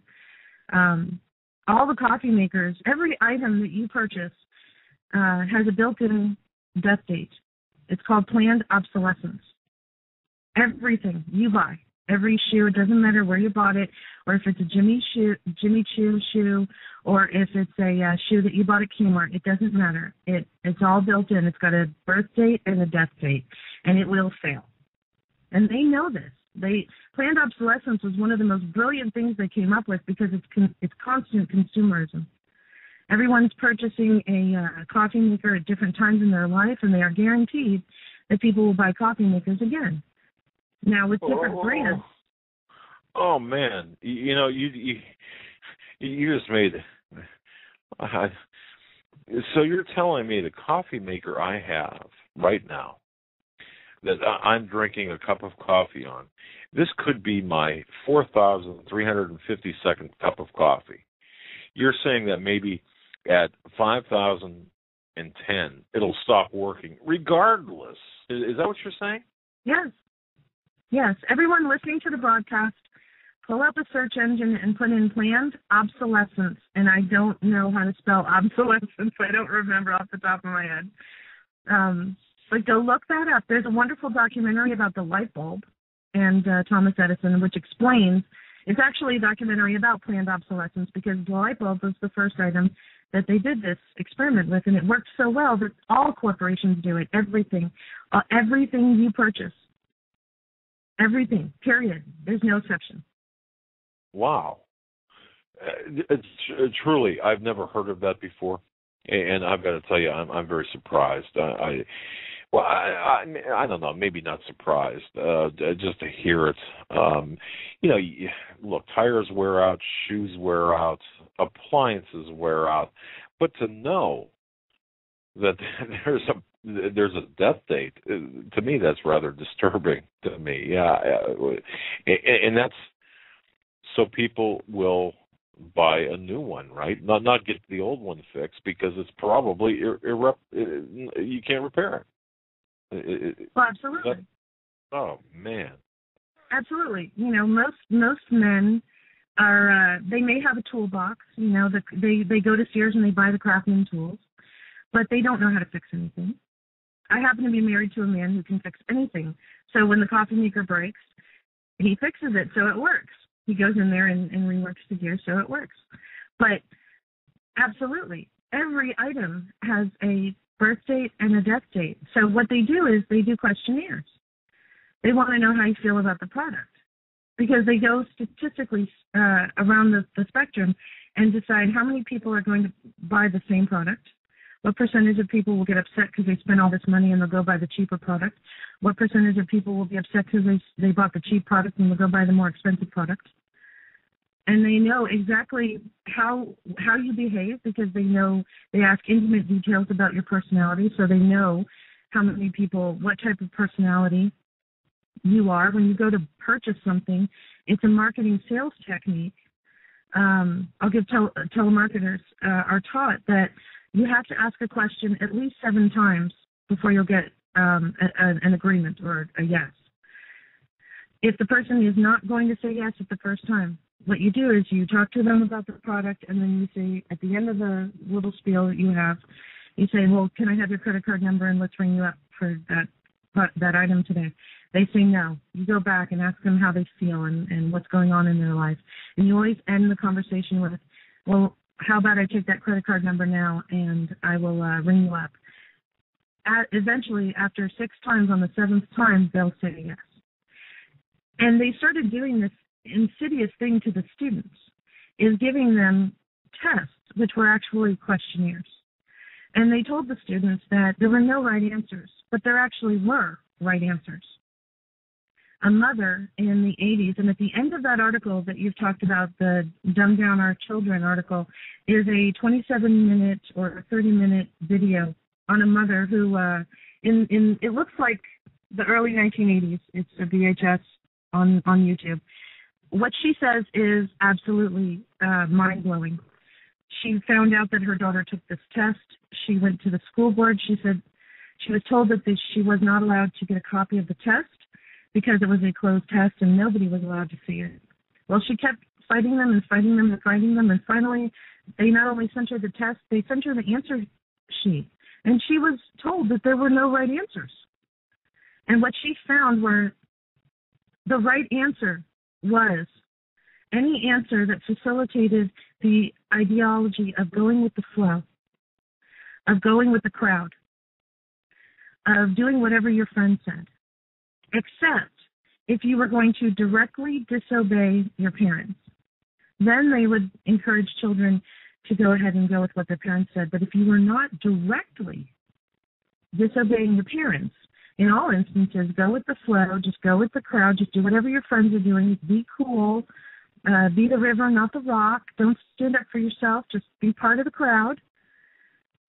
To children, what they did with this information is they took it to the colleges. Just like in the 1940s and the late 1920s, when they started implementing psychology into the classrooms, they did it by way of the teachers in the colleges. The teachers were taught how to manipulate the children to get them to comply, not only with the structure of the classroom, but with the information being disseminated. They didn't want you to raise your hand. They didn't want you to ask questions. They wanted you to memorize what they wanted you to memorize, learn what they wanted you to learn. And I use the word learn loosely because you're not learning anything. You're not critically thinking. And pass the test and go about your merry way and graduate and go on and get your slave job and believe in the white picket fence and the 2-car garage and your wife with your little dog and your boy and your girl and go chase after the dream that you're never going to get. Because remember, it's not about how hard you work. It's about your reputation. Because everyone is training. Rigged. Yeah, I'm sorry I had to throw that in there because the game is rigged ahead of time by the very measures, some of the very measures you're speaking about. Right. We've got a nation of people, several generations, who are absolutely 100% programmed. And I'll give you an example personally. I cut my hair 2 years ago for Locks of Love and sent it off, and I'd grown my hair out for 4 years, and it was long, and I loved it. When I cut it off, I was happy that I did it, but I was sad because I missed my hair. And it's taken me 2 years, and my hair's growing back, and it's starting to look like it did before, and it's still too short, but it's nice. And the other day, I saw a woman who had a beautiful short haircut, kind of like a shag haircut, and I've cut my hair that way several times throughout the years. And I thought to myself, wow, I should go get my hair cut. Now, I don't want to cut my hair because I was very sad for a year until my hair got to the way it is now. It made me upset. I missed my hair. But I'm programmed to see something else and have an emotional response to it and then try to incorporate that into myself as an expression of myself. That's one of the little games that they played during the late 60s, early 70s with the self-help movement. the way in which they co-opted and corporatized it was that idea that I'm doing things that make me feel good, I'm expressing myself, and that what I wear is an expression of who I am. And what labels on all my clothing and all my accessories and my car is an expression of who I am. My car is an extension of who I am. All the toys and everything I've amassed, because I'm programmed to be emotional toward my things. Because if I'm emotional about it, then it's guaranteed by the corporations that I'm going to keep purchasing things because you're never satisfied. And there's always something new coming out. Very true. And folks, if we take a couple of steps back and look at the bigger picture, look at the big picture of what Suzanne is talking about here, we can see how we are playing in a rigged game. We are definitely in the matrix here, and we can apply what Suzanne is saying to all aspects of our lives, individually and collectively. And wow, she's got so much to offer here. Yeah, and as we see society, the morale of society continuing to decline, the behaviors of the people continue to decline, the mentality of the people of being entitled to things, the rudeness, the hate, the intensity of all the negative problems we are seeing in our society. And, we see, not only are we seeing a generation after generation of children being taught to be like this, they're also being fed enormous amounts of drugs to make sure that they behave like this. And we have a chat room, somebody in our chat room talked about how children don't read anymore. And that's right, they play video games. I mean, the more technology increases, the more people can unplug in an unhealthy way, where there is unplugging from society in a healthy way. We see this break from the way people are supposed to treat people, the way people are supposed to feel about other people, and there's this lack of connection between humans to the point where we have a society we live in today, which is completely morally, spiritually bankrupt. Absolutely. Exactly. Suzanne, let me ask you this. Can we twist your arm to stay on with us for another segment here, perhaps even take some calls? Can we do that? Yeah, I'll stay as long as you want. You guys are awesome. Well, thank you. You're awesome, too. And, folks, I've got to tell you, I've got a question on the other side of the break. I've got to ask you. It's about MKUltra, the Wizard of Oz, and mind control. How's that for a teaser? But in the meantime, folks, you're listening to the Hagman and Hagman Report live this 28th day of May 2013. I'm Doug Hagman. With me is Mike. To our third hour of the Hagman and Hagman Report this Tuesday, May 28, 2013. We are joined by our special guest, Susan Posel, the chief editor of Occupy Corporatism, also the globally syndicated host of Region 10 Report, broadcast on American Freedom Radio Thursdays 1 to 3 p.m. And I will post a link to her website in the chat room, and you can find the information about her under the About Us section.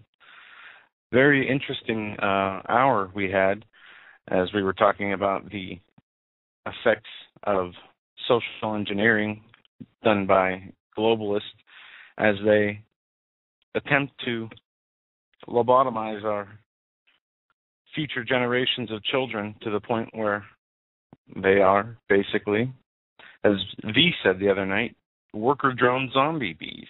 Worker bees. Yeah, this is the same thing that V and Steve Quayle have been saying, and with her permission, we've taken her article called "Dumbing Down Our Children: The Connection Between Drugs and Psychology," put it on the front page of our website with a direct link to her website, folks, and also her email address is on there. If you have any questions after the show, send them to her. Let her know that you heard what she is saying on the Hagman and Hagman Report. Let her know and send her appreciation for appearing on our show, because I got to tell you, what she's got to say is really important. And during the break, I was talking to Joe about this, but let me ask you, Suzanne, and by the way, welcome back and thank you for agreeing to stay for a little bit longer. What do you know about MK Ultra, probably too much, probably more than you want to. But I was doing a lot of research in mind control, the occult, and the wonderful world of Disney. And the things I found just blew me away. Have you done any research in that respect? Absolutely. Well, I have two small children, of course. When I saw the cartoons that were available to my kids, I said, "Oh no, what did I watch as a kid?" And I have a daughter, and so I wanted to show her movies that I watched as a kid and things that I liked, and we had a lot of Disney in the house. So when I saw these YouTube videos where they break it down frame by frame and show you all of the subliminals that are going on, there's a film called Consuming Kids, and it talks about advertising in children. And one of the things it talks about with regard to Disney is, I'll give you the Beauty and the Beast example. Beauty and the Beast is a story about a woman who gets kidnapped and locked away and forced to have a relationship with this man who is a beast. And he abuses her. He threatens to kill her father. He won't let her go.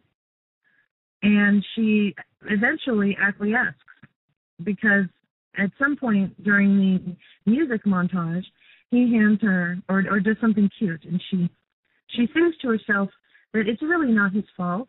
You know, he's just a beast, and maybe he had a bad childhood, or maybe he had some things go wrong in his life, and he's just misunderstood. And if I just love him enough, then he will become the prince. And she does. She loves him right into a prince, and at the end he becomes a prince. That message to children, especially women, young girls, is absolutely devastating. If you ask yourself why your friend or your daughter or any woman that you know stays in that abusive relationship, there you go.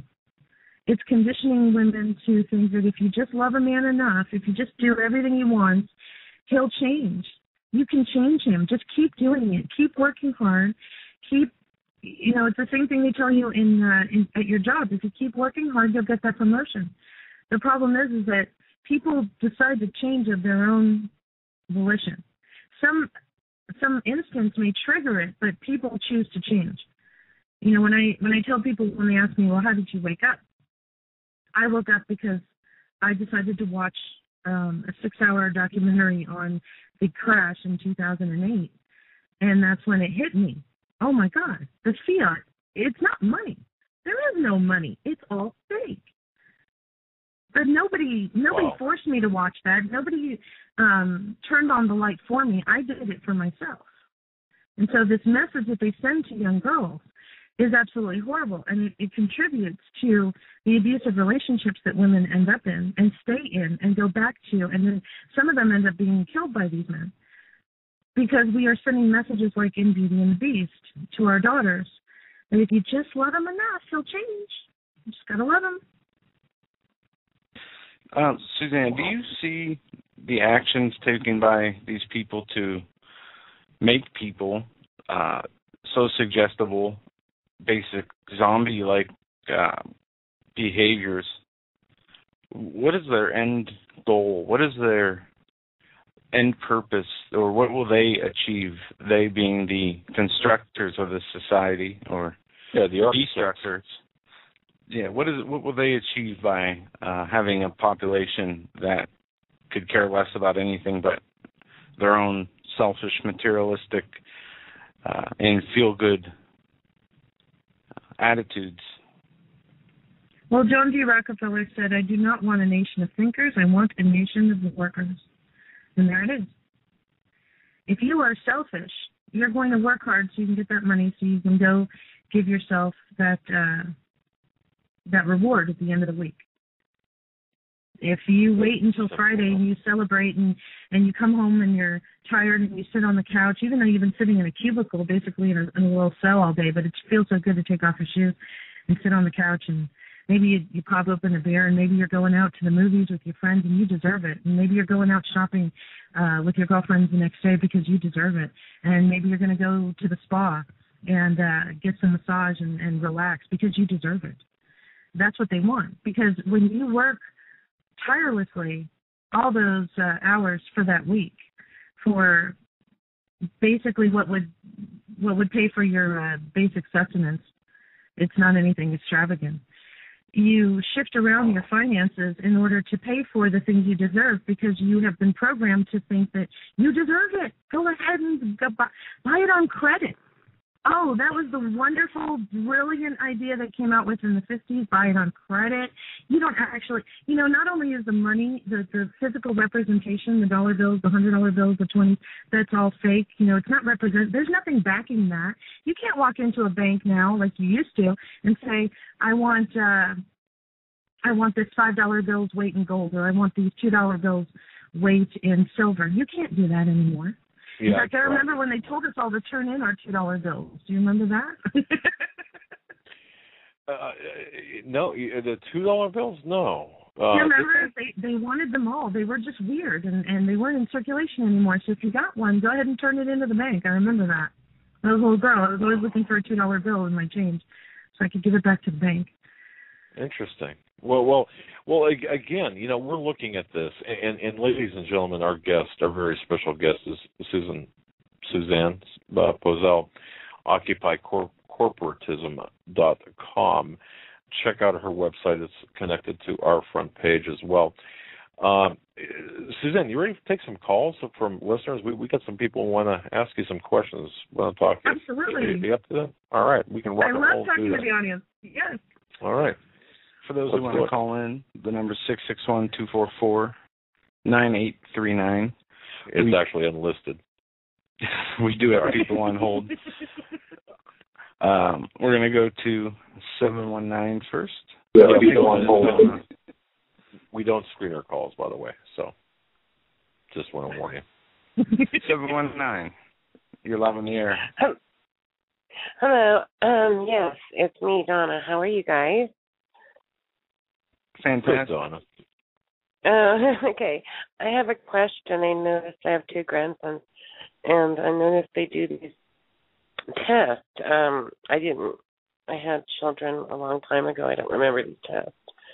And, can they put blocks together? Can they do this? On these infants, is that something new? Is that part of what you're talking about? And if so, could you explain to me how that fits into what you're talking about? And then I'll get off so other people can call, and I'll take the answer offline. Okay? Thank you. Absolutely. Give me the first part of your question again. I couldn't hear everything. Thank you. The first part was the testing that they have right now. It appears more physical, where you have to fit shapes together and such. Is this part of the program as well? I believe that was her question. Joe, am I right? Were you paying attention? Absolutely it is. Because remember, children before 11 they're absolutely incapable of logical thought.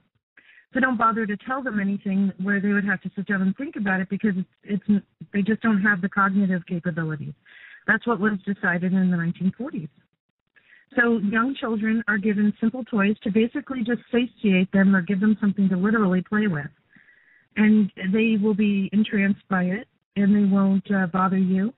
And you don't have to worry about the child's education, because you're going to send them to school and they'll learn. So let them be a child as long as they're a child. We heard that with the self-help movement in the 70s, when Dr. Spock came out and spewed out all his garbage.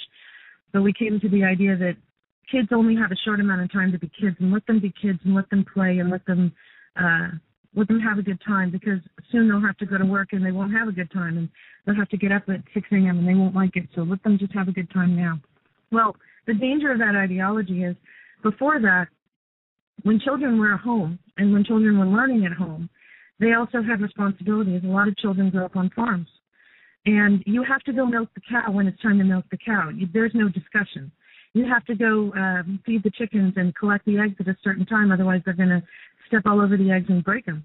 You have chores that you have to do. You have to prepare. You have to know what the weather's going to be like in the afternoon so you can prepare for it in the morning with certain plants. If it's going to get hotter in the afternoon, you have to water them now and give them shelter so that they can withstand the heat and not die. So you have your crop. And these are things that are not negotiable. And children learn this at a very early age, and it didn't impair their ability to enjoy their life. But when they took the children away from the parents and put them in school, it became a very lax ideal that you had opportunities to do things. You had chances to do things. We see this with the reward-based system that we have. And I gave into this, actually. Before I'd woken up, my mother told me, go watch Super Nanny. She's incredible. So this was before we threw away the television. And my son was a little boy. We haven't had a television in our house for 9 years, actually. I thought, wow, how great. I will start him on a reward-based system. And the reward board does not work. What it taught my son was every time he does something that he should do, he will get a reward. He has chores, even at 6.5, that he has to accomplish. He has to take out the trash. If he doesn't accomplish it, he thinks or if he does accomplish it, he thinks he's going to get a reward for it. My daughter, when she was an infant, instead of doing what I did with my son, which was satiate whatever need I thought he had, I taught her sign language. So I knew exactly what she wanted, whether it was a dirty diaper, whether she was thirsty, whether she was hungry, whether she just wanted to be held. My communication with my daughter is much more in sync than it is with my son. Even though my son is at home and we homeschool him, there's this barrier that I created very early on in his development, where I didn't understand what his needs were because I wasn't teaching him how to communicate to me. And I did that with my daughter. So my daughter is very communicative. She puts herself down for a nap. She tells you when it's time for things. When we're at the park, the funniest thing is, like, when she's done at the park, she will get right up in her stroller and start to strap herself in. And so I say to my son, okay, we're done. Let's go home. Wow. That is interesting. I've got a question that was sent to me from Gary, Mississauga, Ontario, Canada. Asked me to ask you whether this whole process of programming, of conditioning our children from an early time, from decades ago, that began decades ago, is the end game of this, if you would want to call it that. And of course, I'm paraphrasing from his email. Is this what we're seeing now, where we've got a group of adults and young adults and middle-agers, if you will, who are acting in compliance with things like the TSA, for example, where they have no moral objections to going out and to violating a person's rights, personal rights, their constitutional rights in America, for example. They seemingly have no conscience. Is this a byproduct or an end product of this conditioning? This is the conditioning coming to fruition, and I don't believe that it's over. But it's evolved to this point where we're starting to see it manifesting in our culture. And that's exactly what it is. What man would stand in a line for X amount of hours to allow another man to touch his wife inappropriately? That would have never happened several decades ago. That guy touching the wife would have ended up on the floor before he knew it. But we acquiesce. Absolutely, right. We do, because we were taught that how we feel about something is more important than the actual answer. Remember, the how we feel about the answer is more important than the actual answer. So right now we have same-sex assaulters now. However, where in the airports here in America we've got women on women and men on men. It doesn't make it any less any better. by any stretch. No, and that's part of the conditioning. They make you feel better about it because it's a woman touching a woman. I'll give you an example. When I was about 9 years old, I decided that I didn't want to go to my pediatrician because he was a man. I didn't feel comfortable in dressing. So my mother brought me to her doctor, who became my doctor for many years later. And because she was a woman, I felt more comfortable. Now, I was raised by a woman who burned her bras in the 1960s and was very much a feminist. And she wanted me to never depend on a man, always have your own job, always, if you're going to go on a date, always make sure that you have your own contraceptives on you because you can't trust a man to make a right decision. He's going to do whatever he feels. And ironically, I became a housewife and a stay-at-home mother because I saw the flaws in that ideology and how it affects the children. And being a child of a single mother who was teaching her daughter to be independent and a feminist, I realized when my husband and I decided to get married and have children that I didn't want my children to grow up like that, feeling abandoned, feeling like you always had to defend yourself, not feeling comfortable in the situations I was in because I couldn't trust the people who were around me. So, because when you grow up in a home, when the baby boomers decided that they were going to get divorced, they started using irreconcilable differences.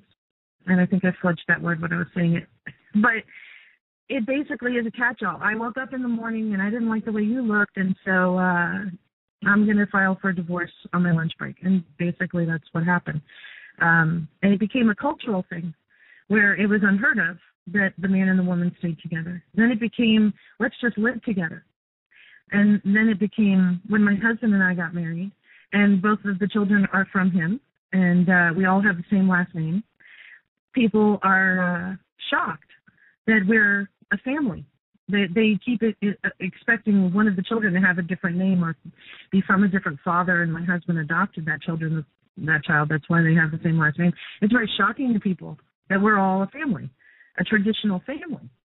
But the way in which they teach that out of you and teach the consumerism and teach the compliance is by redefining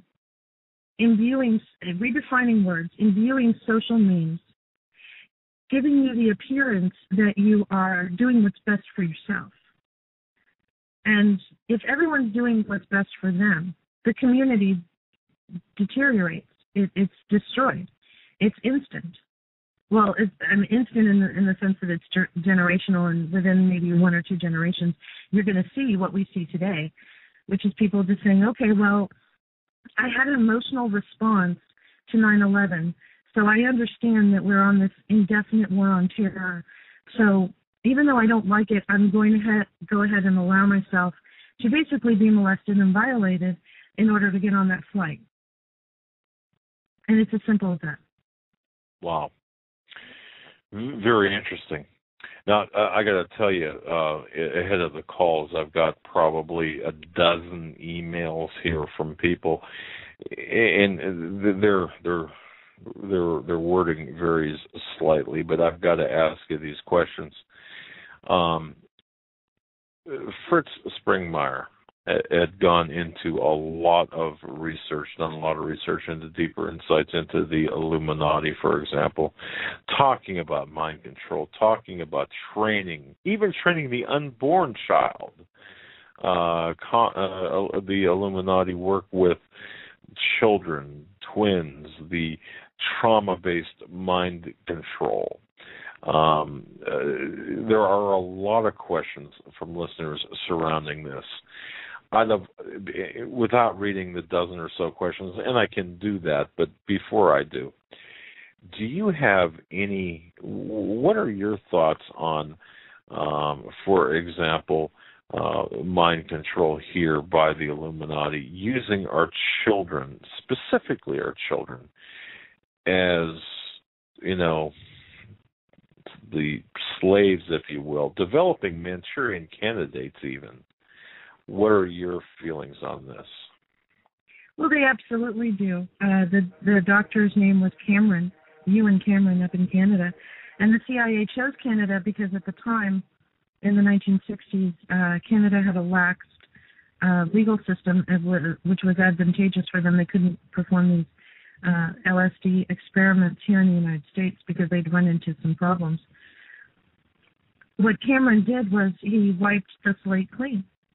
The people that he were taken under his care, and I use that word loosely, he completely wiped their slate clean with LSD and electroshock therapy.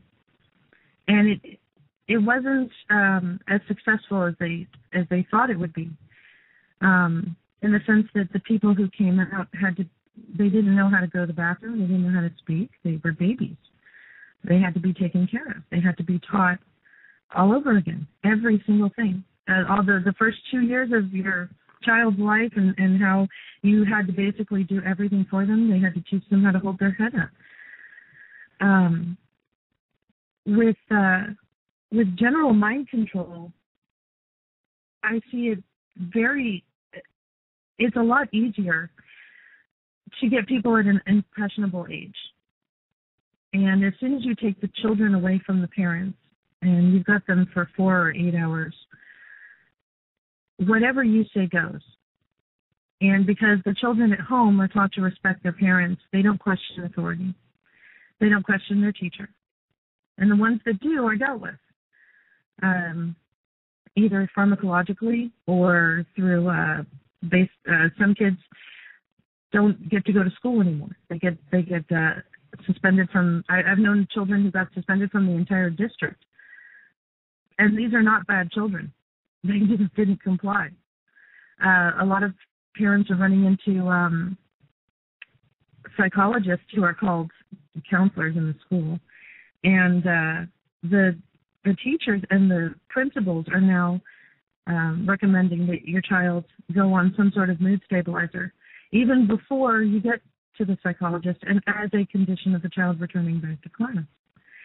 Now, I found something interesting, and I'm kind of going off topic, but in school, when the school psychologists started to show up in our schools, was around 1969, and there was about 455 of them.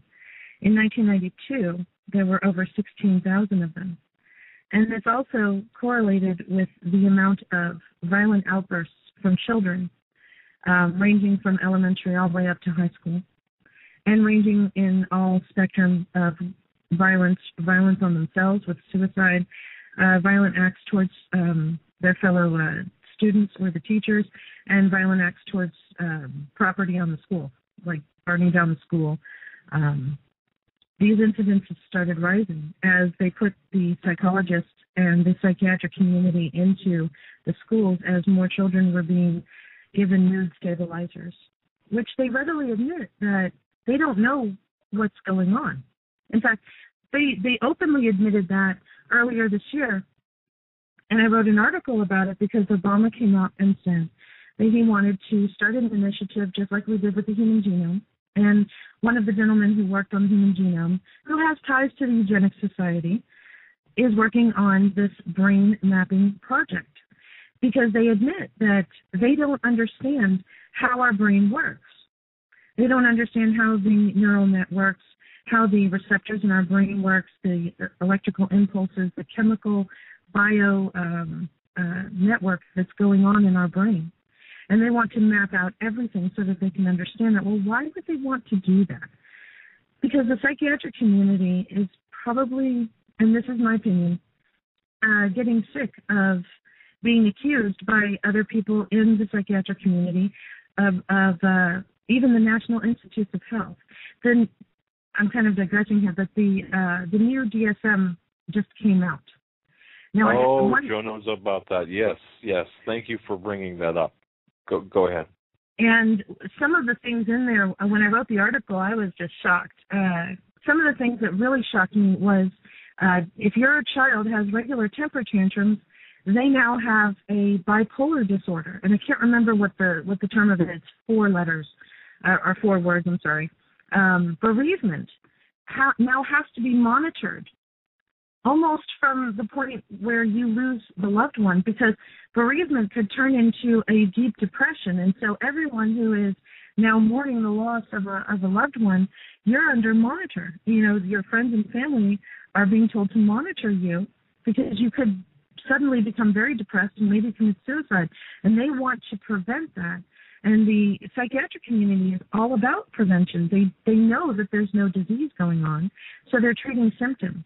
So as soon as you're just crying a little bit too long, maybe it's been 6 weeks since your husband of 28 years passed away, and someone decides that that's a little bit too long to be sad.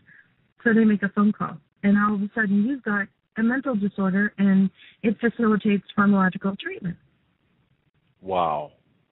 And this fits very nicely, by the way, with how we see our returning veterans being treated with the mental post-traumatic stress disorder and so on and so forth. Suzanne, I want to make an announcement real quick here. Because of the storms we were having, our telephone board was knocked out of service. So I just want to let people know, trying to call into the program, you won't be able to. So you're off the hook, Suzanne, in terms of taking phone calls. Go figure, the storm of the night. But our whole board was just knocked off because of the storm. But okay, moving on here. I am so I'm looking at this. Let's digress a tad here. And really, it's not digressing. But when we're talking about gun control, you're talking about the various states and even the federal government raising the bar or lowering the bar in terms of mental disorders or mental health issues. This is all part of a larger agenda, isn't it? What we're seeing here, this melding. What's your take on that? I mean, I've got an article coming out tomorrow because I caught this in the news. Just the CDC puts out a study, and I reported on it. 1 out of 5 children in America has a mental disorder. The next week, the DSM-5 comes out with all these ridiculous redefining of normal, natural, emotional responses to life are now, even more of them are now mental disorders. And then today, I see an article, 1 out of 4 children from military families have a mental disorder, and we don't know about it. And we need to start reviewing them, monitoring them. It goes through... gives tips to parents, and you'll see that in the article if you go to occupycorporatism.com tomorrow morning, teaching the parents to monitor their child with a checklist of what to look for.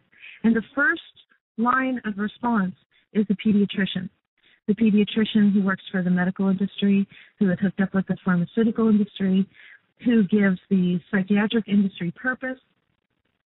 And if you observe any amount of these symptoms or more, I don't remember what the number is, like 5 out of 10 or something like that, call your pediatrician, and they will set up an evaluation. And all of a sudden, little Johnny or little Susie has a mental disorder, and they looked at children from as young as 13 months all the way up to 18. And they're going to give children of 13 months psychotropic drugs that they don't understand how our brain works and how the receptors work and how the chemical reactions in our brain create the emotions that we feel and base our actions. And we've been taught to be emotional. So we've been taught to do everything based on emotion, and yet at the same time, the pharmaceutical industry is doing everything they can to stamp out those emotions. Because as soon as you have feelings, if they're just too intense, if it's just a hair over the line, it might be indicative of a mental disorder. And so they've got to preventively treat that before you actually have that full-blown disorder. Yeah, and on this DSM-5, I know that they and the DSM-4 started with the spiritual people who believe in God as a mental disorder. And I have not read the DSM-5 in detail, except from little bits of notes about this. What has anything changed or increased in the spiritual disorder category of the DSM-5? Have they, laid more guidelines out to say, people who hold religious beliefs should be considered to be ADD or, I don't know, they have this new, like you said, the dependent, I forget the name of the scientific verbiage that they use to describe this quote-unquote disorder, but it was almost like people who need a crutch have some kind of, or have a belief that they are in touch with a superior entity or the Lord, that they are classified as being mentally ill. Have you read or come across that section? I didn't see anything new, but I did see something interesting along these lines, where we're seeing this huge movement toward normalizing homosexuality and transgenderism. And the redefining of transgenderism included that it was now the other people's mental disorder, not yours. You being transgender is natural. It's you didn't choose that. You were born that way. And the people who have the problem with it, they have the mental disorder. And so that would encourage lots of people to go, I don't know, maybe rat out or suggest to people in authority that this kid is bullying me and he doesn't like me because I'm transgender. And so let's go evaluate the kid down the street and see what his mental problem is. No, okay. Because I have a quick follow-up question. Go ahead. So do I. And this can be answered probably pretty quickly if you know the answer. A person in our chat room, Cold, said, now that they're making everything a mental illness, will there be disability payments for these new mental illnesses? You know what? I don't know, but I'll go look that up. I have no idea. Okay. Well, boy, you got some homework here. Now, my question goes to something I remember Alex Jones talking about, and I don't recall the substance used to line, for example, the soft drink cans, the plastic, for example. Okay. Are we? Does this have anything to do with anything here? Because it just seems to me like I'm getting a lot of bits and pieces, and they're starting to connect. So maybe you can explain how BPA plays into this mind changing, altering state here, if you will. Because I've heard Alex explain it, but maybe if I hear it from you, it might resonate a little bit differently. And I just want to preface everything that I'm going to say by saying that it's holistic, folks. They're getting you on every front. It's not just if you get rid of, this is a hydra. You cut off one head, two are going to grow back. With BPA, it is an estrogen-based chemical.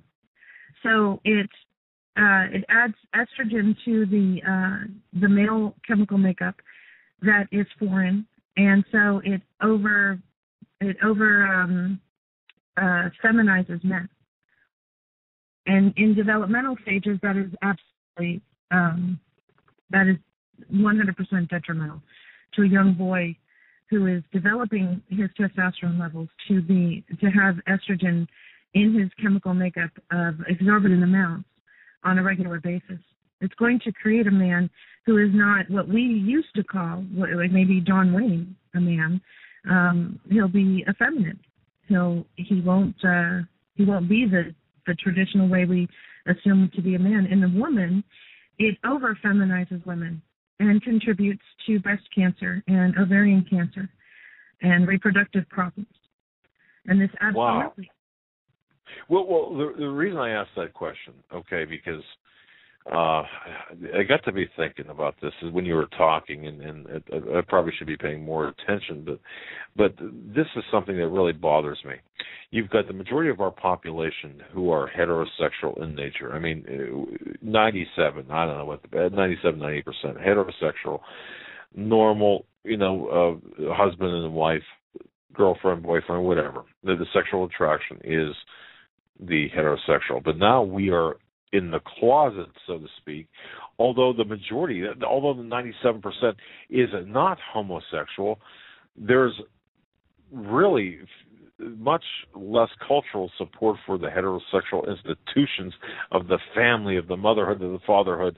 Obama just came out and said The heck with Mother's Day, the heck with Father's Day, it's Family Day. But anyway, all of this, it's an assault on our masculinity, on our femininity, the life events of marriage, birth, and child rearing, all of this.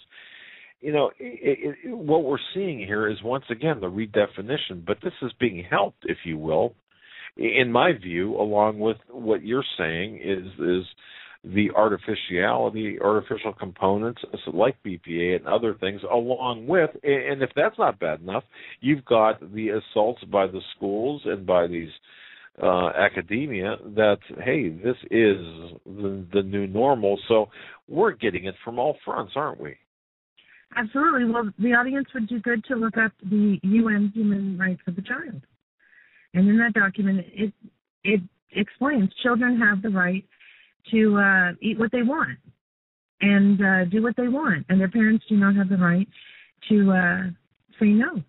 The child can emancipate themselves, get divorced, from their parents. We saw there was a movie with Drew Barrymore in the 80s that glorified this. She was like 12 years old and she divorced her parents. You remember that movie? Brian O'Neill was in the movie too. I don't remember the name of it. They just, in fact, I if I'm not mistaken, they just replayed that on Lifetime. The name escapes me, but thank you for bringing that up. Holy cow! So so you're bringing a lot of these things together here. This is an assault. This has got to be coordinated. I mean, what we're seeing here has got to be coordinated on a larger scale, does it not? It has to. Absolutely. When you go back and, if you ever want to know, this is what I do. When I want to know who is involved in a corporation, I go on the NASDAQ and I look at the private trades and I see who has controlling or voting stock. And I'll just give you a little tidbit. Last year, I entered this into one article I read about climate change. But I found that Evelyn de Rothschild just purchased 70% voting stock in the Weather Channel. Well, there you go.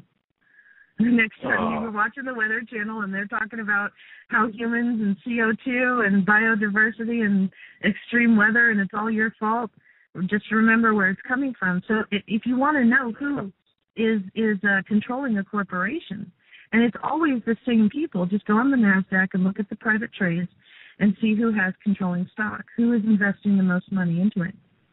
My goodness. Okay, again, something new learned here. I did not realize that one of the Rothschilds was vested in the Weather Channel. I mean, for crying out loud.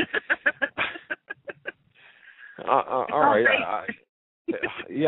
We are living in the Matrix. I mean, really, when we look at this.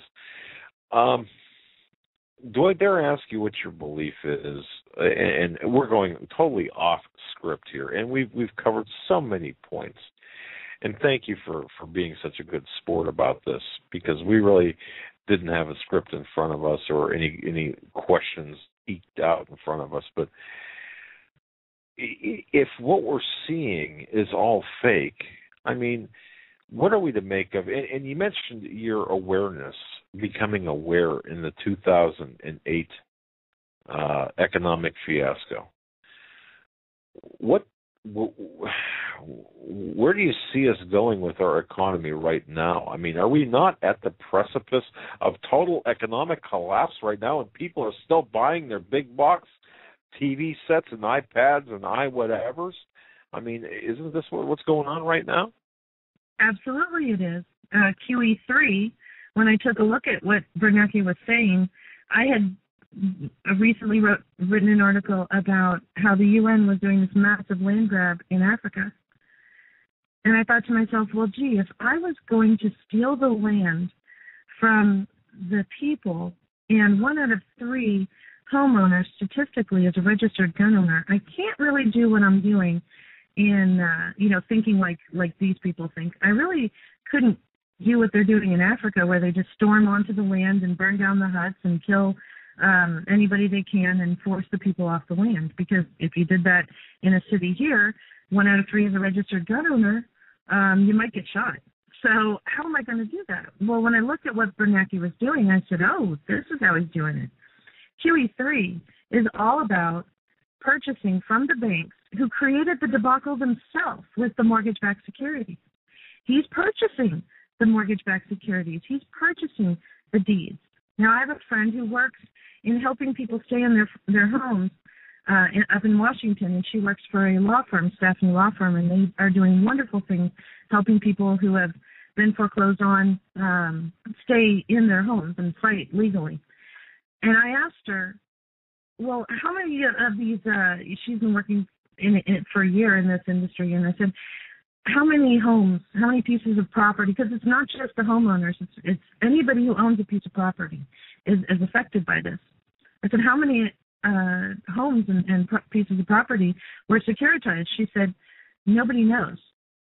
Everyone in this industry is assuming that every single piece of property, if it has a deed to it, it is securitized, including people who own their property or their land or their house for 10, 20, 30 years, and it's paid off. And they're getting letters in the mail from 5 different lenders. How can you have a mortgage agreement with 5 different lenders all at the same time? Bernanke is purchasing all of these mortgage-backed securities from the banks to become the biggest landowner in the United States. And when he's done, the central banks, the technocrats, will own the entire land here in the United States. Eventually, that's like QE infinity. But what with it though? But see, okay, my question is, let's just say I had a house that was paid off mortgage free. Oh, good heavens, can't wait. But let's just say that is true. How does that affect me? Well, what they're doing is they've got several urbanization with ICLEI and all of these NGOs that are coming in and imbuing Agenda 21 at the local level. What they want to do is, if anyone listening has seen that map of the United States that the professor did in the 1970s, where he outlined the megacities where were the little black dots, most of it is uninhabitable for humans, non-human use. There are buffer zones. They're building these Agenda 21 shoeboxes, these huge high-rises all across the nation. Mayor Bloomberg just put in for a huge high-rise to be built in New York. They have them in Boston, in San Francisco. They have them here in Portland, Oregon, where I live. And they are 222 square feet. In San Francisco, they're 150 square feet. In Japan, in China, they have them, and they are just basically a little casket where you sleep. And that's the end game. Agenda 21 is the end game, where you live in a megacity. It's a densely populated area. You have a little tiny shoebox that you live in. You go to your slave job. You clock in. You do your work. You come home to your little cubicle or your prison cell. Go to sleep and get back up and do the same thing. That's the end game. Wow. I'll tell you what, Suzanne, we've learned a lot from you tonight. We're up against the closing moments of the show, and I just want to thank you. It was fantastic for not talking to you or meeting you before the show, for you just to come on, and we had an excellent conversation, and I appreciate it. Yeah, but I got, you had a little bit kind of a vacation because the phones went out, but that's okay. But I got to tell you, folks, OccupyCorporatism.com. It's linked from our front page. The headlining article is the dumbing down of our children, and that's really the core concept here, because our children are our future. But Suzanne gets into so many other areas of research. You're going to be doing this full time, right? I do, and wow. but I also homeschool my kids and take care of the house. I'm a full stay-at-home mom, so I do this mostly when the kids go to bed at night and stay out all hours of the night. and you're still functioning. I can't believe that. Well, I just want to thank you, Joe, and I want to thank you for coming on and educating us in the ways of of the different things that you've talked about tonight. There's so many things that we've got to research and learn. And let me ask you, hopefully you'll agree to come back on again. We'll be a little bit more focused with certain issues like Agenda 21 and Italy and other things that need to be discussed, and of course the children. Would you agree to come back on and spend some time with us at some time in the future? Absolutely. I had a great time. You guys are amazing. And I was just tickled that your producer called me and asked me to come on. I was excited.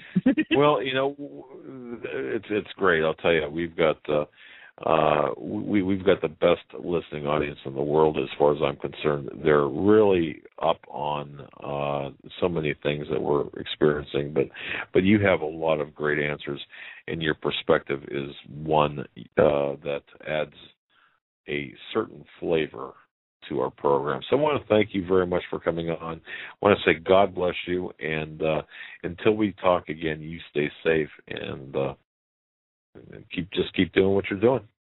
Thank you so much. I look forward to coming back on. Thank you, guys. All right.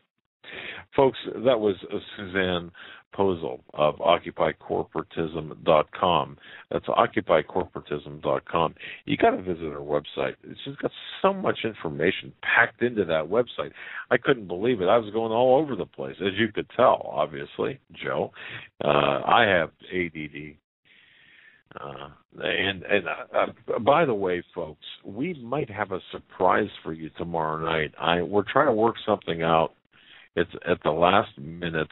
Joe, you know what it is, right? Yes, I do, and I told the chat room the possibility, but wait and see. Yeah, who knows? Nothing's locked in yet, but we're working on it. Yeah, well, I'll just come right out and say this. If possible, we might have Greg Evenson come on tomorrow night. And then, of course, Thursday, Nathan Leal. Holy cow. Buckle your seatbelts. But I just want to say that tonight was an interesting night. We kind of took a left turn, but an important left turn because what was said tonight was so it connects some dots that are just bubbling under the surface. And she's right, though. Man, Joe, she is right. What you see is not really what you're seeing. I mean, things are not as they appear. That's one of my favorite sayings as an investigator. Things are not always as they appear. It's something else. And if if we can't get the show going tomorrow with the guest, we're gonna be getting into some different subject matter. I got something planned that my dad doesn't even know what I got going on. So of course. It will be good regardless. I hope we can get Mr. Evenson on, but if not, we are going to have a great show, a listener interactive show, and it'll be a little bit different than something we usually do, if we have the time. If not, we'll do it next week. Okay, and I want to say this, too. We're just putting together on our website, HomelandSecurityUS.com, Century of Self, which Suzanne mentioned before. I'm kind of intrigued by that. So you can learn more about it via our website, HomelandSecurityUS.com, Century of Self. It's a unique documentary that shows how people can be turned into consumers. And, oh, boy, it's pretty interesting. But with folks, that, don't forget, back to you. Keep everybody in your prayers, even the people that we perceive as enemies, as we cannot lose our joy because of what other people are doing. All we can do is what we were asked and called to do, which is uplift each other and spread the word of the Lord. But we have to make sure we cannot let these people or what they're doing take away from our spiritual happiness. And with that, all of you have a great night. And stay safe. One last thing. I got to sneak this in, okay? New product, American Survival Wholesale, now offering this emergency grab bag. It's a durable bag. It can be thrown over your shoulder to keep your hands free during a disaster situation. We're gonna have more on it tomorrow, but just check them out, American Survival Wholesale. You got to take a look at it. Great product. But that said, And, of course, I blew right over to you, Joe. Sorry about that. I want to say thank you for listening. And once again, let me ask the question. What have you done today to prepare to get one step closer to getting your preparations in order? Whether they're practical or spiritual, both are equally important.